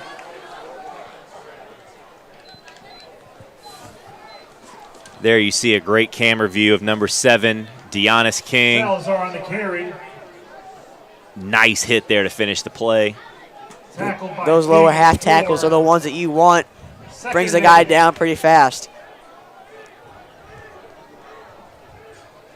King, Owens, Grant, Garcia. See if we can get pressure. It's been a game changer. Drops back, throws one downfield, and that's going to be a catch around the 10-yard line for the Fighting Saints. Gets into the red zone. A hard hit by the Warriors, Pass but complete. First down Saints. first down for the Saints at the 10. First and goal It's from the been 10. that skinny post over the middle of the field that's really been giving us problems. He finds a spot just in front of the safeties, just over the top of the linebackers. Yeah, our Warriors defense has been doing pretty good at the lines and on the edges, but that middle area is kind of our weak spot. So we'll see how our coaches address that and how the Fighting Saints offense does for that. Runs up the middle, plows forward, but he's going to be down around the 5.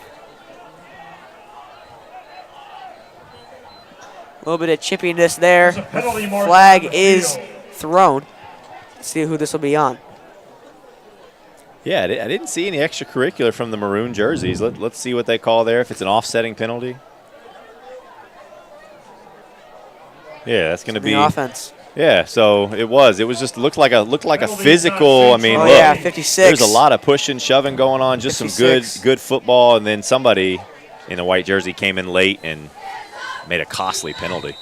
And that's going to bring him back all the way to about the 20, or about the 15. Second and goal from the 16. From the 21. No, you're right. They didn't walk it off far enough. It's from the 21. Second and goal from the 21. Yeah.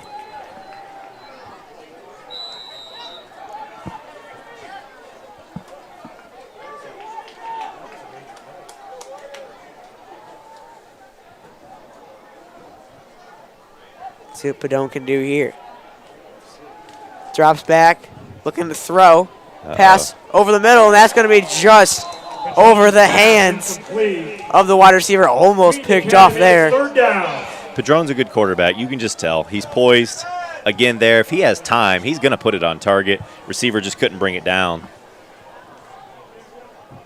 Yeah, both these quarterbacks on the Warriors and on the Saints are just very, very poised at times, but also can get the job done if they have the time and they're not getting pressured. We've seen the Warriors defense all over Padron over this course of this game. Let's see if they can apply some of their first half stuff to their second half.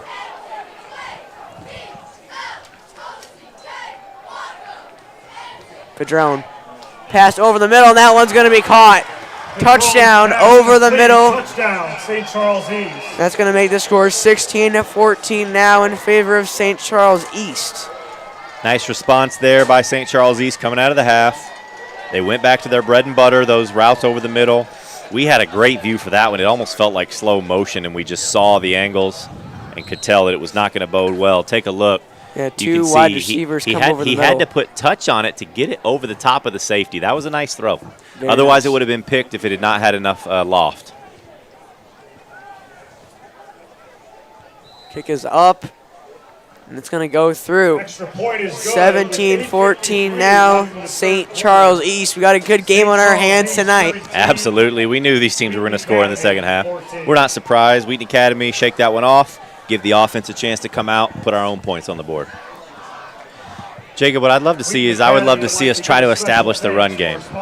I mean, when you have a high volume of passing offense, it can be high risk, high reward, but the run game can help establish physicality. It can control the time of possession. And athletic experiences. Thank you. And make sure to subscribe to our YouTube page again, youtube.com/WheatonAcademy.org. Stay updated on all of our live streams, all our videos.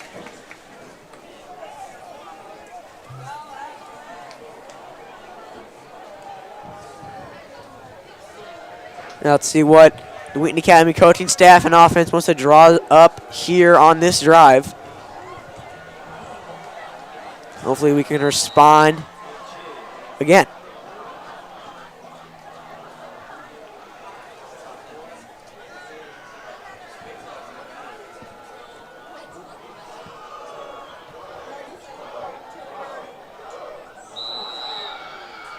Touchback on the play.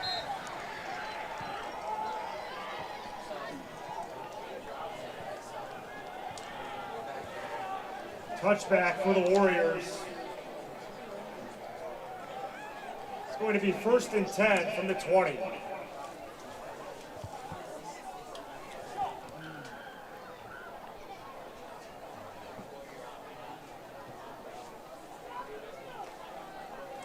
Mr. Smith, what's been your favorite moment of this game so far? I just like the big swings. I mean, we've had a play of probably 80 yards, a fumble return of about 70 yards. I was hoping I could then say, and the Keebles run for more, but no. I've just been a fan of the big plays. Yeah, super entertaining to see those big ones. There's been a couple on for the Warriors in this game. There you see, got to give him a shout out, number 50, Danny Garcia. Not stopping blocking, pushing his man about 20 yards upfield. Nice job by him.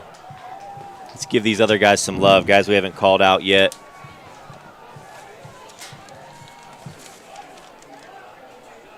Wes Hansen, number 58. Hezzy Garcia, number 78. Jackson Fromm, 56.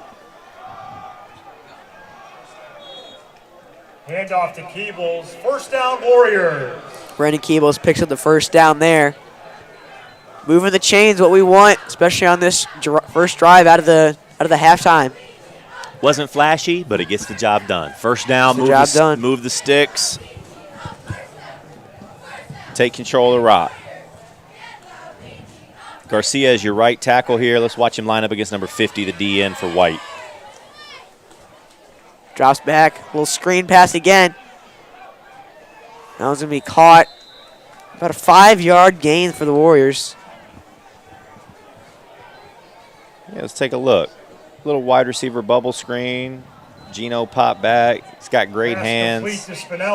Was able to push forward, not get driven back. Nice positive yardage.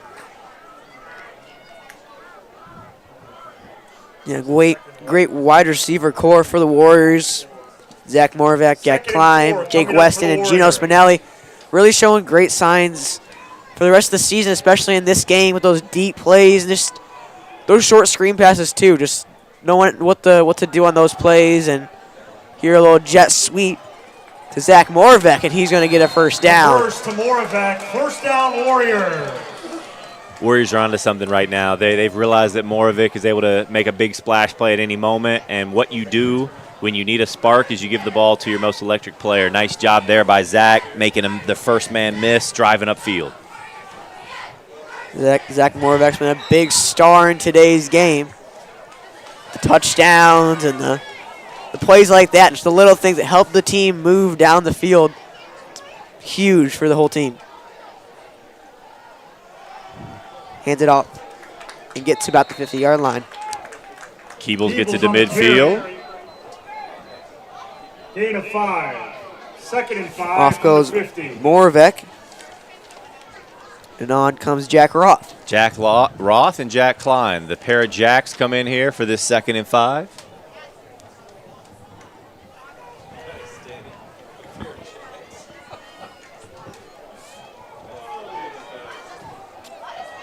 Six minutes now. Reach the half part of this third quarter. See what the Warriors can do. Pass. He gets absolutely rocked at about the 45. Intended for Spinelli. Watch the replay here. 3rd and 5. Let's take a look. A nice throw.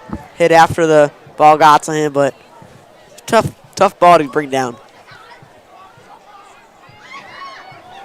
You got to be fearless to catch a route over the middle. You know what's coming. Head on a swivel. Gino's been there, done that.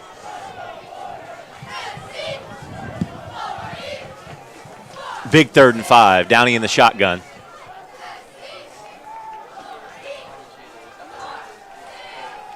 He's going to keep it himself. Not a great decision there. He's going to be brought down. Yeah, the zone read keeper has not been working for us tonight. The Fighting Saints have had our number on that one, and looks like we're probably going to have to punt it away. Yeah, tough drive for us. Got the ball moving a little bit, but on that last set, couldn't capitalize there. It looks like we're not going to go for it here. Could be trying to draw them off sides and squib. Possibly, and there's the penalty flag. Yeah, too many men on the field or delay a game. One of the two. Either way, we're definitely punting it now.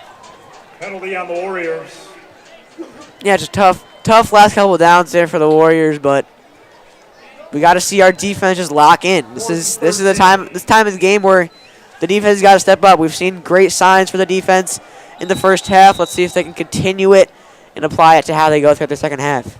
Yeah, we don't have our traditional punter back there. It's Nathan. So let's just keep an eye, see if it's a smooth snap and delivery.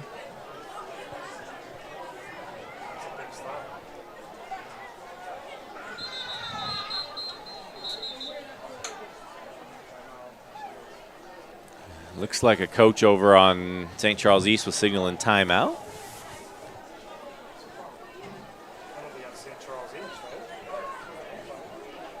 We'll let you know what happens once Penalty on the Saints. No, they just walked it off 5 yards, and their coach is livid. Oh, Wow. they had too many men on the field. The extra Wow, man. just like us, the play before, too many went on the field, and we're gonna take this play and we're gonna roll with it. A lot of whistles on the field, a little bit of confusion. St. Charles East will call timeout to talk things over. There's a lot of confusion out there, mostly from the team in white. A lot of stuff happened on that last 30 seconds. Take a look at our Wheaton Academy Instagram. That graphic shows our year verse, Ephesians 2:10. That graphic created by a WA student, Mason Hockett. Started our first chapel sub-theme this month on created. We can dive into who we are created by, what that means about who we are, whose image we're created in. A lot of good talks in chapel this year. Really excited. Yeah, we're going to have a lot of good speakers in chapel. We have Mr. Moran today. Smooth, isn't he? Smooth. Really smooth. Excited to have other speakers every Tuesday and Friday here at Wheaton Academy. So we are going for it, Jacob. 4th and 8. Nope, squib kick. There it goes. Yep, backs up. He's going to punt it off. A nice boot. Let's get it.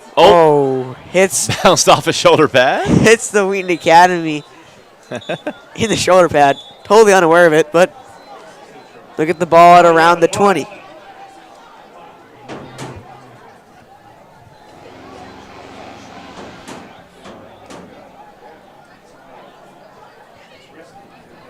So field position battle here. You know, something I've never forgotten, I've been calling these games for 6-7 years now. I talked to Coach Swider a long time ago. He reminded me that special teams, especially in high school, is about 33% of the game. And you think you can sleep on, oh, the extra points, the punts, the kickoffs, but, I mean, out of a game that might have 70, 80 plays in it, special teams is involved in about 25 of those plays. So it's a big deal to have a sharp special team. Yeah, especially those kickoffs after points or just in general, just getting the ball downfield to get your defense in the position that you want them to be in, and the offense is huge, especially in these, even in the third and fourth quarter, just especially when you're down. Nice run up the middle there. He's going to get a couple yards. Salazar, the ball carrier. Gain of 4 on the play.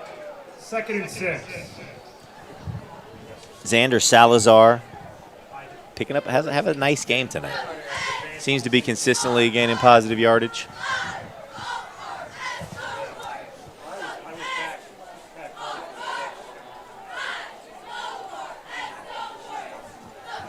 See what number 12, Jesse Padron here will do. Flag is on the play. I see some maroon jerseys clapping it up. St. Charles, he's going to take a little stroll. Yeah, they're rattled backwards. right now. And hey, for those who watched last week, there was a position for us where we were pinned this deep, and a safety was literally the game-changing play. I guarantee you the Warrior defense and coaches are remembering that now. Let's see if we can potentially create a game changer of our own here. I mean, who knows, a turnover of any sort of kind in this field position would change the complexity of the game. The D-line is looking fierce. They're chomping at the bit. Handoff up the middle, and he's dropped immediately by Johannick, stood up by 52. Jeremy Johannick showing a lot of emotion. Gotta love to see it. A little replay here, just Johannick right there to meet him. And did you see the gap discipline? Johannick keeping his eyes upfield, shed his blocker, found Salazar. He made that look easy, but that was a really nice defensive play by the middle linebacker. Yeah, he waited to see what way the running back will go. If he would go up the middle, take the outside. He read it really well and made a good play. 3rd and 11. Let's watch the skinny post over the middle. Let's see if we can get pressure on the quarterback here. Yeah, if you're one of those back safeties, you're looking for that middle area. He fumbled. Fumble, picks it up, throws it, and that one's going to be incomplete. Pass incomplete. Johannick there again to break that pass up. Yeah, that was it. 4th down, and there's that Wheaton Academy pressure on defense. That's what we needed. Quarterback felt the pressure. He made a mistake, and now they're going to punt, and we are going to have great field position. Spinelli back to receive the punt.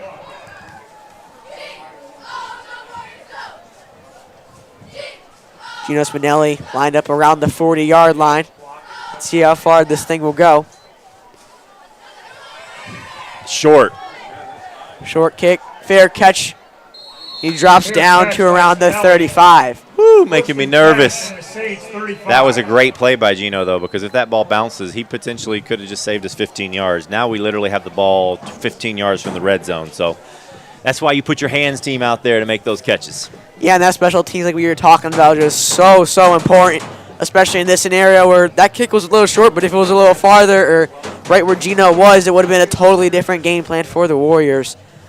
And so field position is a huge thing. Some people overlook how important it is, but especially in this football game, 2:45 left in the 3rd quarter, it's going to matter. Downey in the gun. Finds a guy in the flat where there's been a lot of room. Number 9, Jack Klein, and he almost makes the first man miss. Gets tackled by his shoestrings. Showing a little wiggle out there. He was down, but good effort, though, by Klein. Charlie Canaris checks out. Jack Klein checks out. Logan Oros checks into the game. Nathan Downey getting the play call from the offensive coach. I would love to read, like, Downey's wearing a watch how many steps he gets during a game because he runs back and forth from sideline to huddle every single play.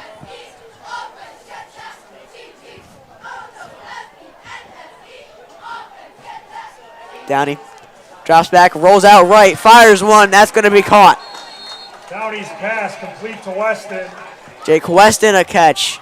Haven't targeted him a ton today. Nice hands, nice footwork by Jake Weston. Wise to get out of bounds. Wasn't going to make anything over the middle of the field. Nice throw and catch to move the sticks. Yeah, 14-17 game. This game, once again, the Warriors could take the momentum right from St. Charles East. Yeah, nice to see Weston get involved. He scored a touchdown last game. He's wide right on your screen right now with Gino and Moravec wide left.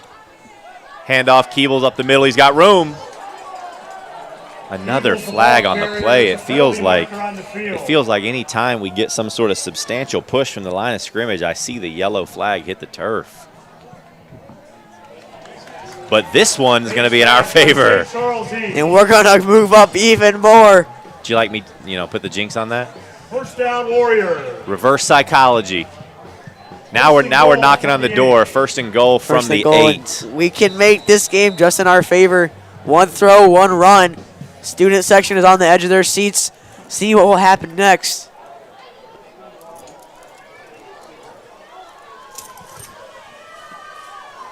We're at the opposing 8-yard line. Let's see who will throw it. Runs it up the middle, and he's going to get stuffed. Peebles, the ball carrier. Gain of 1. Let's take a look at this replay. I'm just blown away consistently with our camera work. Nice lead blocker, Logan Oros. I've been really impressed with this game. Haven't taught him, don't know him very well. But, hey, Logan, if you watch this later, way to go, all out, 100%. Relentless out there. Yeah, I think he might be a sophomore.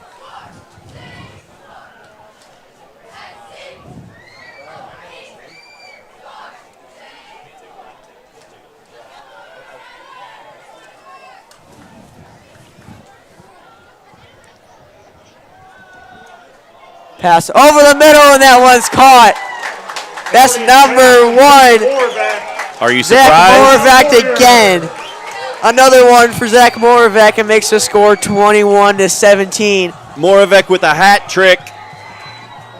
His third as he daps it up with Hezi Garcia, who's there to meet him. That student section is livid, getting those chants off. Love to see the energy. Miguel Boney leading the charge. Jackson Deal. Who else we got out there? Sam Swoboda. Charlie Canaris, the extra point. Oh, my. It was an absolute just through. duck, but it's good.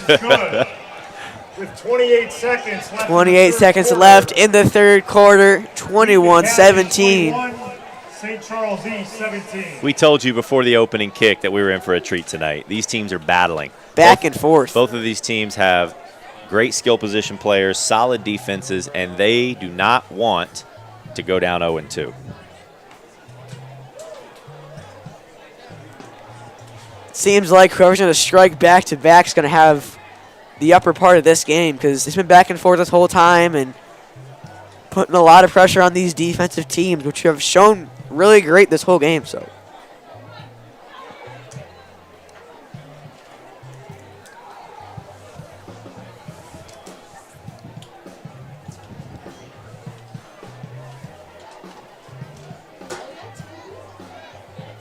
Toby Morton, Pet Band. Gotta love the whiteout theme tonight.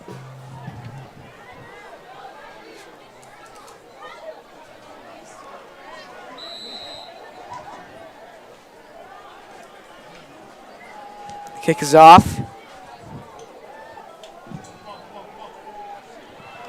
Brings it up, breaks some tackles, and gets down about 34, 35-yard line.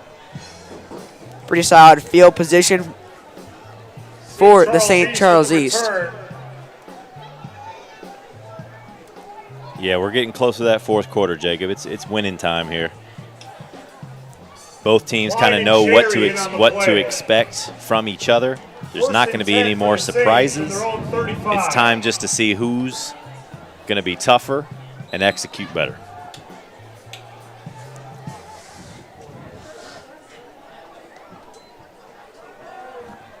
Drone drops back, and that's going to be a sack for the Warriors.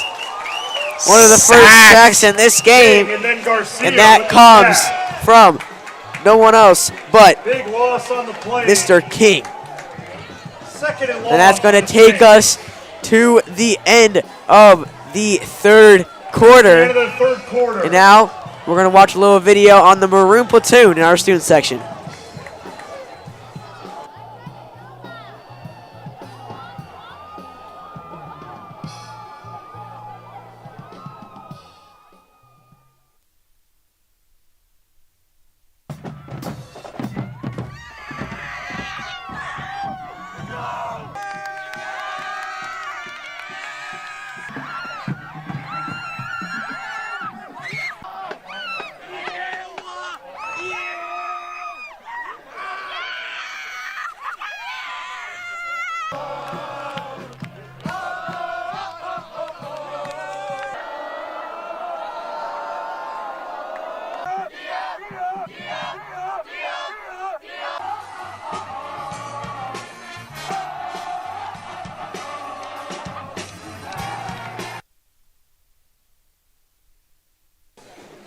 I've been waiting to witness the first sack of the day.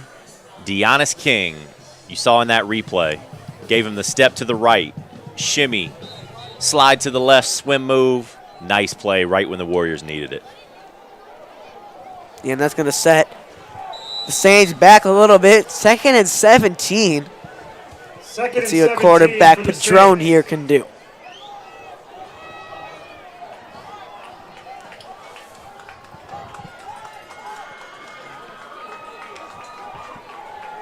Padron. Another swim move by Deonis, and he drops him. Back-to-back sacks for the Warriors. Take a look at this replay. Deonis King with an absolute clinic. Group of Warriors on the play. He'll be at the left side of your screen. Academy, it's third down. Watch number 70 get roasted with the spin. No answer for DK. Yeah, Deonis King really setting that, getting on the outside, 3rd and 25 fighting off that for the Saints. offensive line.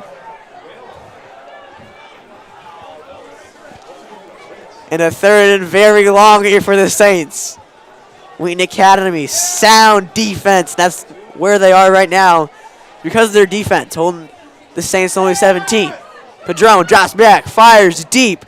That one's going to be dropped. Thrown's pass incomplete. 4th down now for the Saints. That was a gift, to be honest, Jacob. That was a perfect throwing catch. Would have been a first down. Watch this. Yeah, nice throw over the middle by Padron. Just dropped. Couldn't see it, but that should have been a caught ball. We caught a break there. Yeah, we did. With 11 minutes left about in the game. Warriors going to get the ball back with a chance to make it a 2-score game. That would be huge because it's getting late in the game and time is the essence here for Absolutely. For the St. Charles East. Warriors are in complete control. Let's see, no penalties here. And we will take over right at the 50 on the dot.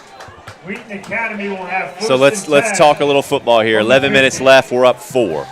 Field goal makes it 7. We want a long drive. Let's string together some first downs. Let's see if we can establish the run. Anything but a turnover, and we will be living good. Super ideal conditions here, right at the 50-yard line. We practice this in practice daily, day in, day out. Just getting down the field, getting points when it really matters, and it's all about execution at this point in the game. Yeah, this is winning time. Both these teams, 4th quarter shows who's got the guts. We saw the defense show it. Let's see what the offense has got. That's Keebles up the middle. He scrambles for 6 or 7. Clock is going to tick. See, this is where, all the best teams, right? Even the Chiefs and Patrick Mahomes, it's like when you get the lead, can you ice the game in the 4th quarter with a series of first downs? Can the line of scrimmage establish and do what they need to do? Can the quarterback make wise decisions?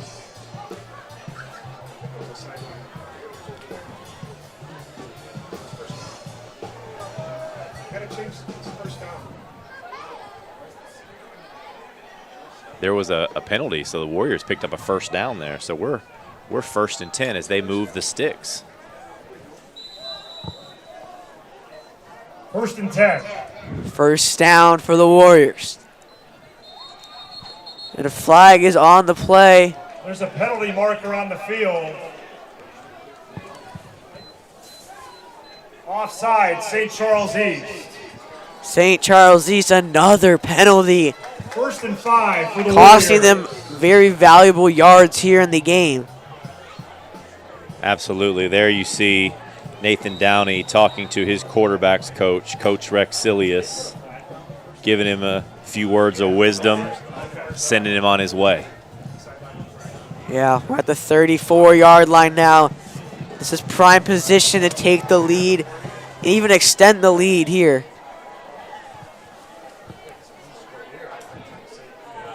And off, that's Keebles again.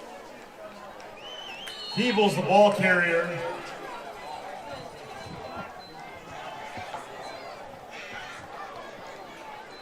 Nice sportsmanship by number 50. Keebles picks up a couple. Gain of 2 on the play. 2nd and 3 for the Warriors. Clock's still running now, down to 9:18. Yeah, Warriors in no hurry. Take your time, execute. Two more first downs. We're in 1st and goal.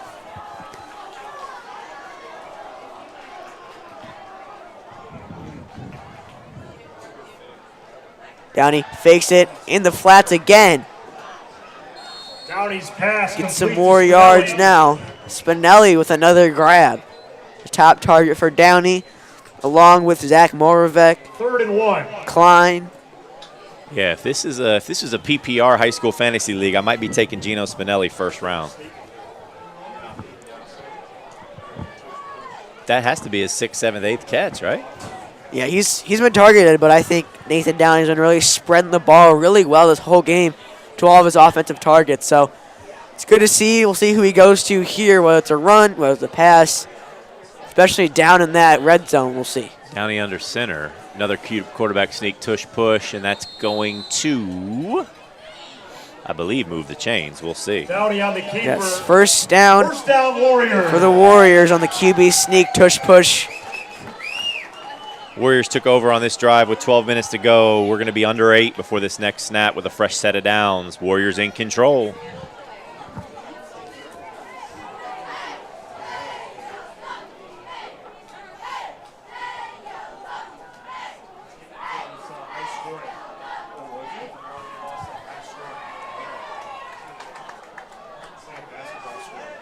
Downey drops back.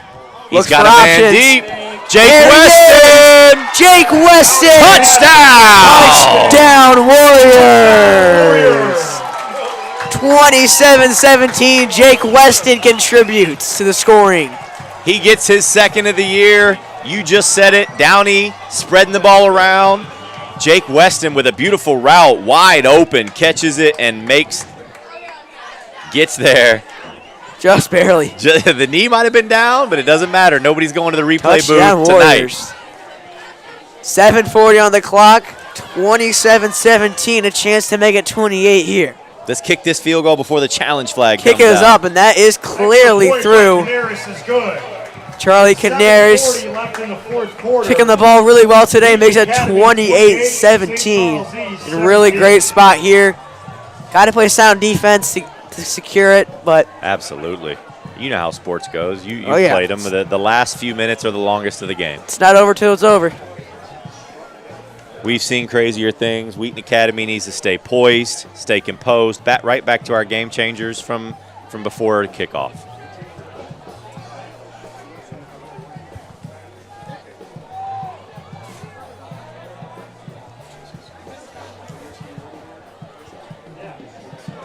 Coach Swider coaching the teams to stay, like we said, stay composed and just finish the job that's at hand. But Absolutely. And honestly, I'm excited to see our defense come back out because, I mean, we had our best series of the entire game just a second ago. You know they're feeling juiced. This is where your pass rushers now just pin their ears back because St. Charles East has to throw and score quickly. So you know they're not going to run the ball, and you just get to seek and destroy on the quarterback. yeah, Deonis King, 2 sacks back-to-back on that previous drive. So he comes out. He's a player to watch. Let's see what the Fighting Saints O-line can do to prevent that. Ball's out of bounds. Flag on the play. St. Charles East, 1st and 10 from their own 35. I'll give Canaris some slack on that one. I know he's not a traditional kicker, but me and him also are close. So come on, Charlie.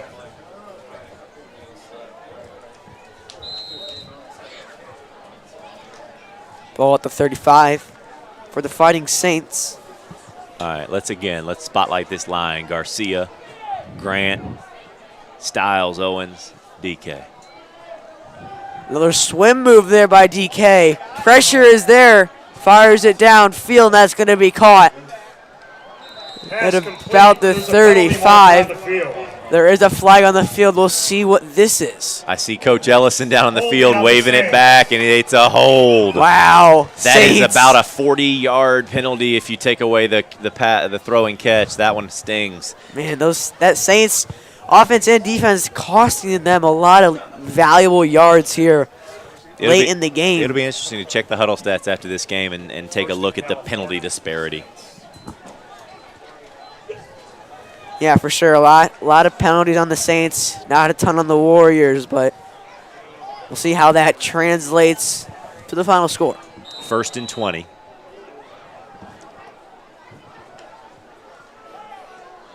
Fires it over the middle, and a nice hit there. Met immediately by Brooks. Brooks with a nice hit there. That was nice. 2nd and 17. Great timing. DBs don't get a lot of chances to make big hits, but on those wide receiver bubble screens, if you can time it, boom, textbook tackle there. Yeah, he was there the whole time just waiting for his hit, and there it was perfectly timed up.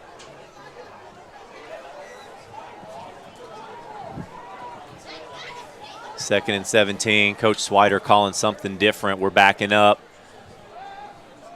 Drops back, fires one in the flats, and that's going to be caught. But it's going to be 3rd down and long now. Complete. Weather check, 58 degrees. Getting a lot cooler here, but it still feels good. Great weather. A little bit of a breeze here.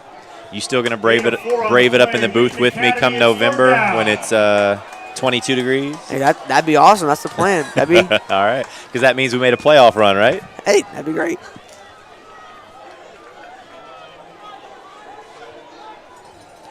Third down and long.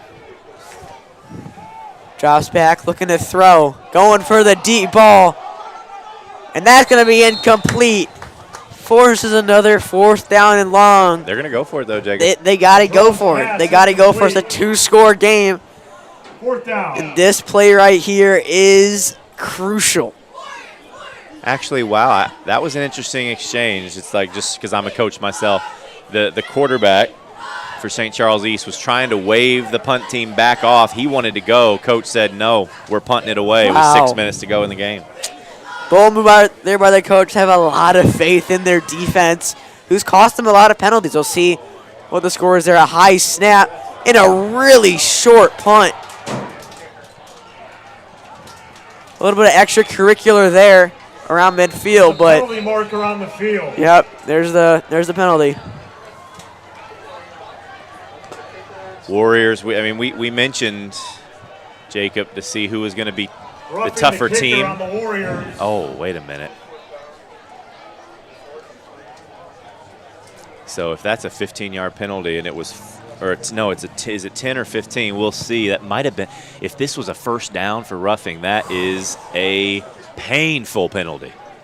At first I thought it was unsportsmanlike conduct, but that's what I thought on St. Charles East. Yeah. But we're waiting to see what the call is. Swider's not happy with that, whatever it is. Coming up for the Saints. Okay, so only about a 5-yard penalty, but still, I mean. So it was roughing. It wasn't a personal foul. Maybe it was running into the kicker. Either way, oh, they're still punting. 4th and 8. Wow.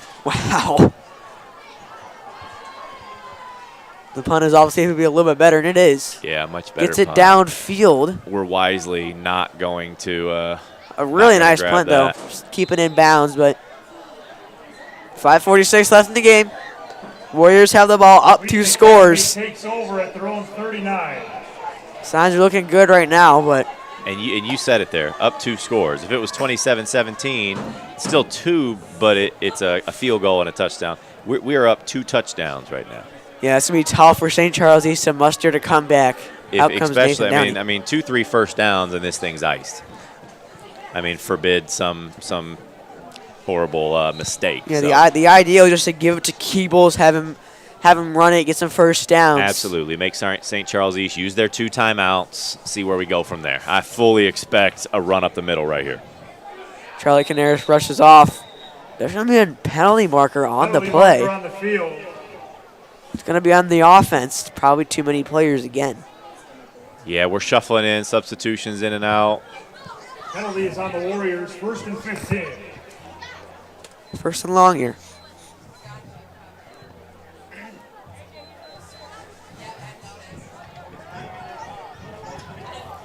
You can see there on our video camera that referee was waving off the flag, so it will remain 1st and 10. All right.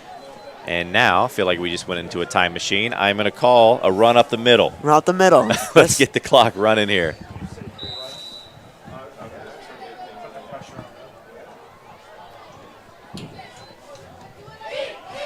There goes Keebles up the middle.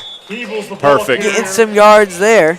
Perfectly executed. The line created a great gap on that right side. Keebles gained 6. Textbook first down.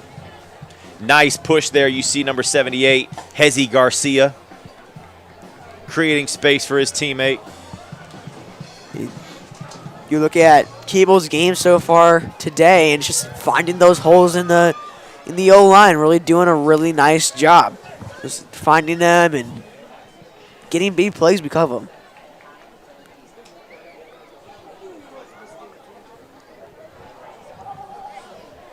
Five minutes left in this game. Another run by Keebles. He's going to Go get down. Just go down, Brandon. This clock continues to tick. Jacob, there's a big glow dance in the new student union tonight. You going to be in attendance? I will be in attendance after this game, so looking forward to it. The vibe should be high if the Warriors can keep on top of this one like they are now.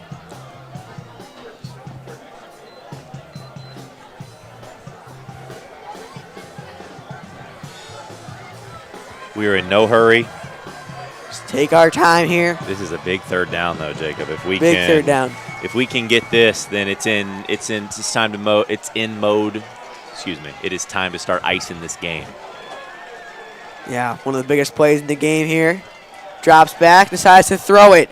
That's Spinelli, and he's going to get a first down, Warriors. Pass complete to Spinelli.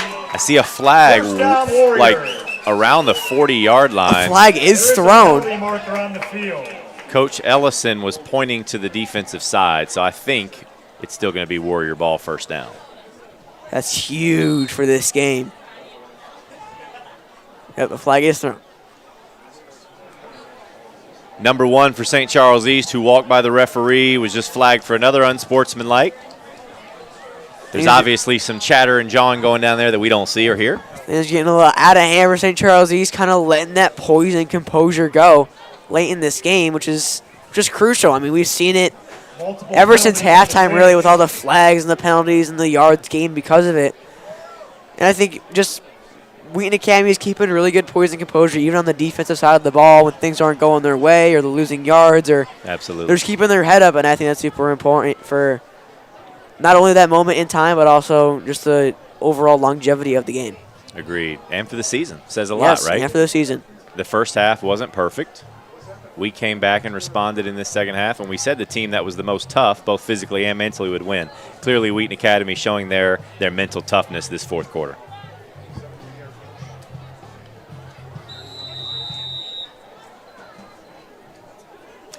A series of penalties there if you're watching at home on the St. Charles East side. Move the ball from around midfield all the way up to the 32-yard line. The Saints 31. This gives Wheaton Academy the position again to score. We'll see if they want to do that or if they will want to just drain the clock.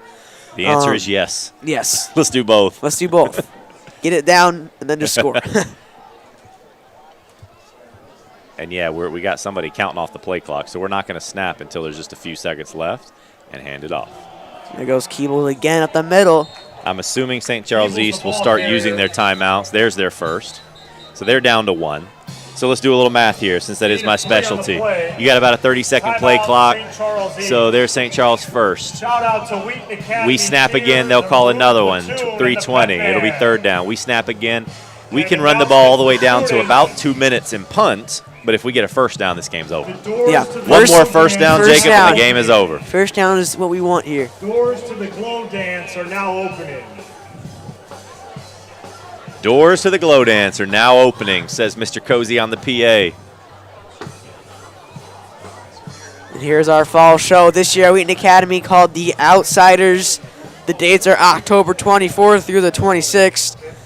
Be on the lookout for ticket info soon. Come to The Outsiders. Wheaton Academy productions are really, really good. You nailed it. You want to see an epic on-stage fight scene? Come check out The Outsiders.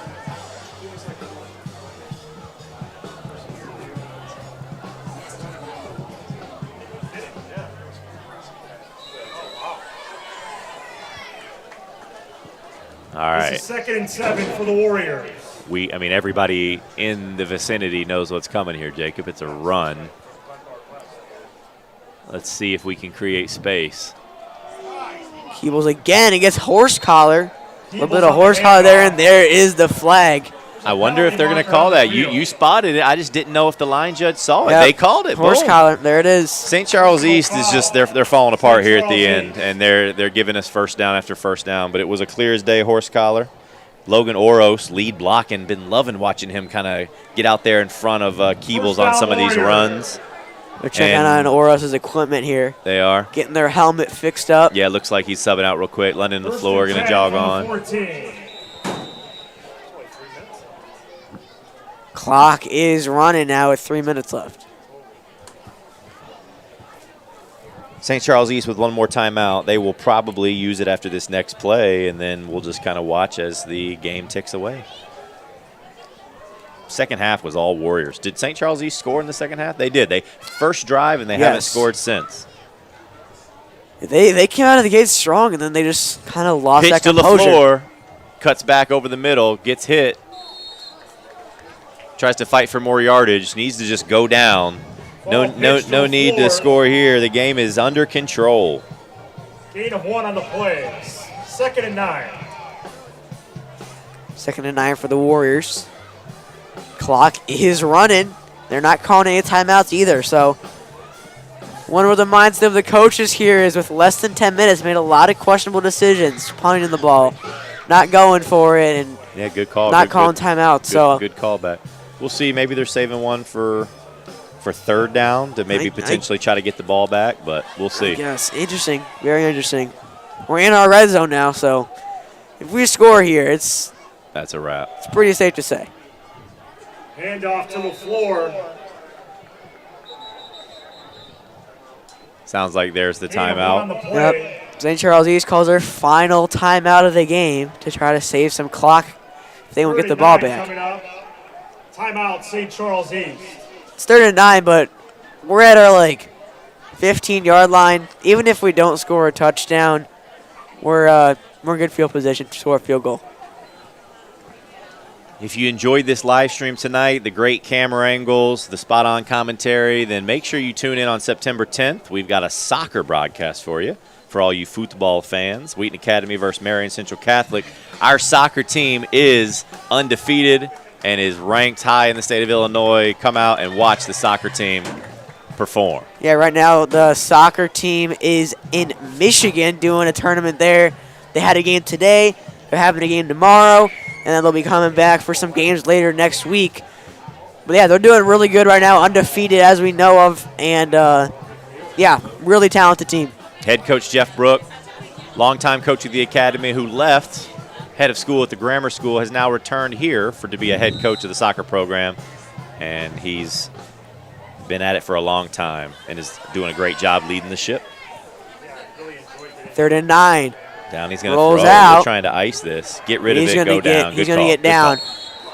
Great job. They don't have a timeout left, I don't believe.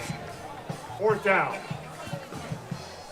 So that's going to bring up 4th. We're going to let the clock tick, and then I mean, Jacob, I won't lie. I've seen some games. I mean, it's not completely over yet until that buzzer hits triple zeros, but Yeah, they're just letting the clock run.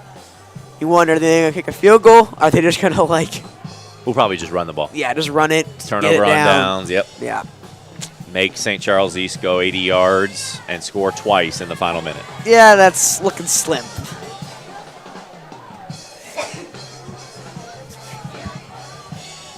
It's fun to commentate the first Warriors win here alongside Mr. Smith, Timeout, and Wheaton Academy. Wheaton Academy now calls their first. Yeah, we ran that clock down as far as we could go, called the timeout to regroup. We'll see what Coach Tunn and Coach Rex roll out here. Some of the Wheaton Academy students are heading over to the glow dance right now. It's in the new student union.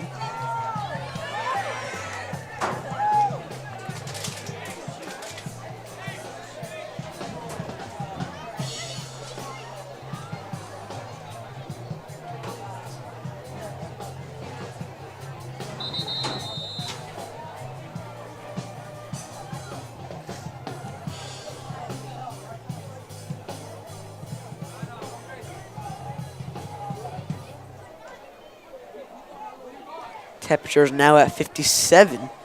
It's dropped a lot throughout the course of this game, but this game starts to wind down. Looks like the Wheaton Academy Warriors are just going to run it, burn some clock.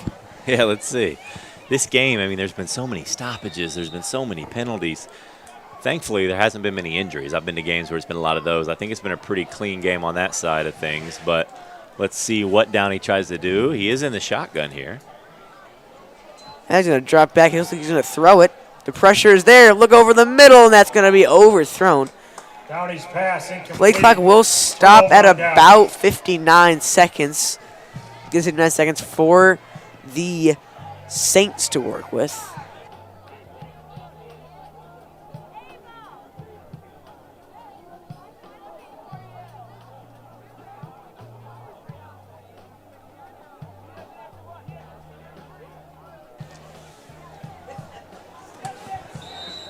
All right, Jacob. 59 seconds left. I mean, we remember what Wheaton Academy offense did with 59 seconds in the first half, so They took advantage of it. Pressure is there again. Dishes it out. Might be a first down now for the Saints. He got out of bounds. Only ran 6 seconds off the clock. Wheaton Academy, I mean, who's that? We got KJ deep. We've got number 6. I believe that's Canaris. He's deep. Looks like Moravik over there. He's deep. They're giving 30, 40 yards of cushion here, keeping everything in front of us. Yeah, Canaris playing like 5 positions today. Really talented.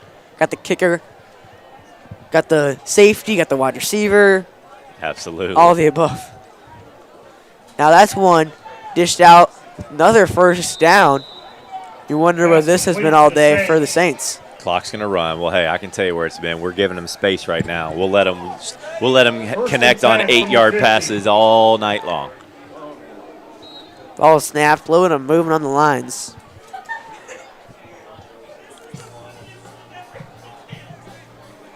Not sure what happened. Oh, they spiked it. I couldn't see what happened. It was just spiked to stop the clock. It's going to bring up second down. Makes sense. 2nd and 10 for the Saints. This was a good football game. It was. Got the big plays, got the basic plays, but also all around good back and forth action here. Absolutely.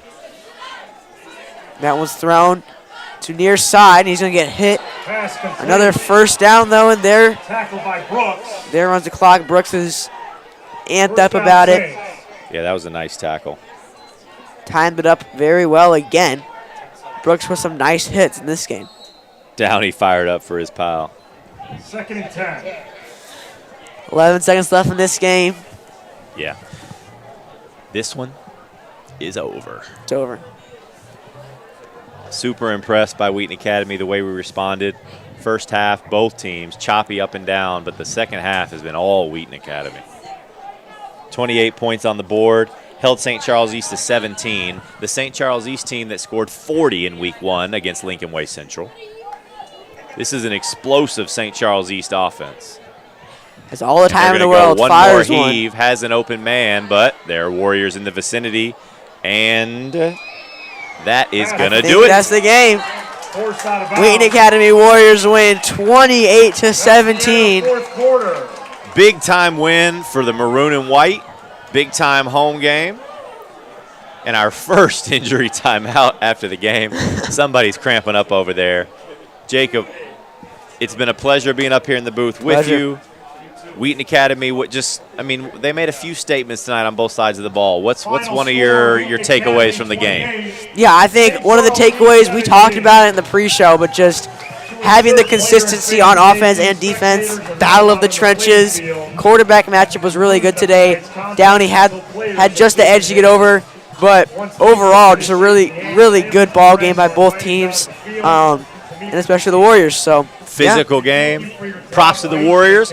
Props to every Wheaton Academy fan tuning in. And shout out to the production crew that's working behind the scenes. You can see the names there. Eli Carter, Leah, Eli Dominguez, Eli, Mark, Jacob, myself, Skylar Piercy, new up in the booth, and your producer, back again, Rachel Burek. Make sure you're back. We have another home game next week. Tune in. Hopefully I'll see you up here with me. Oh, yeah. Have a great weekend, everybody. From Performance Trust Field, we're out.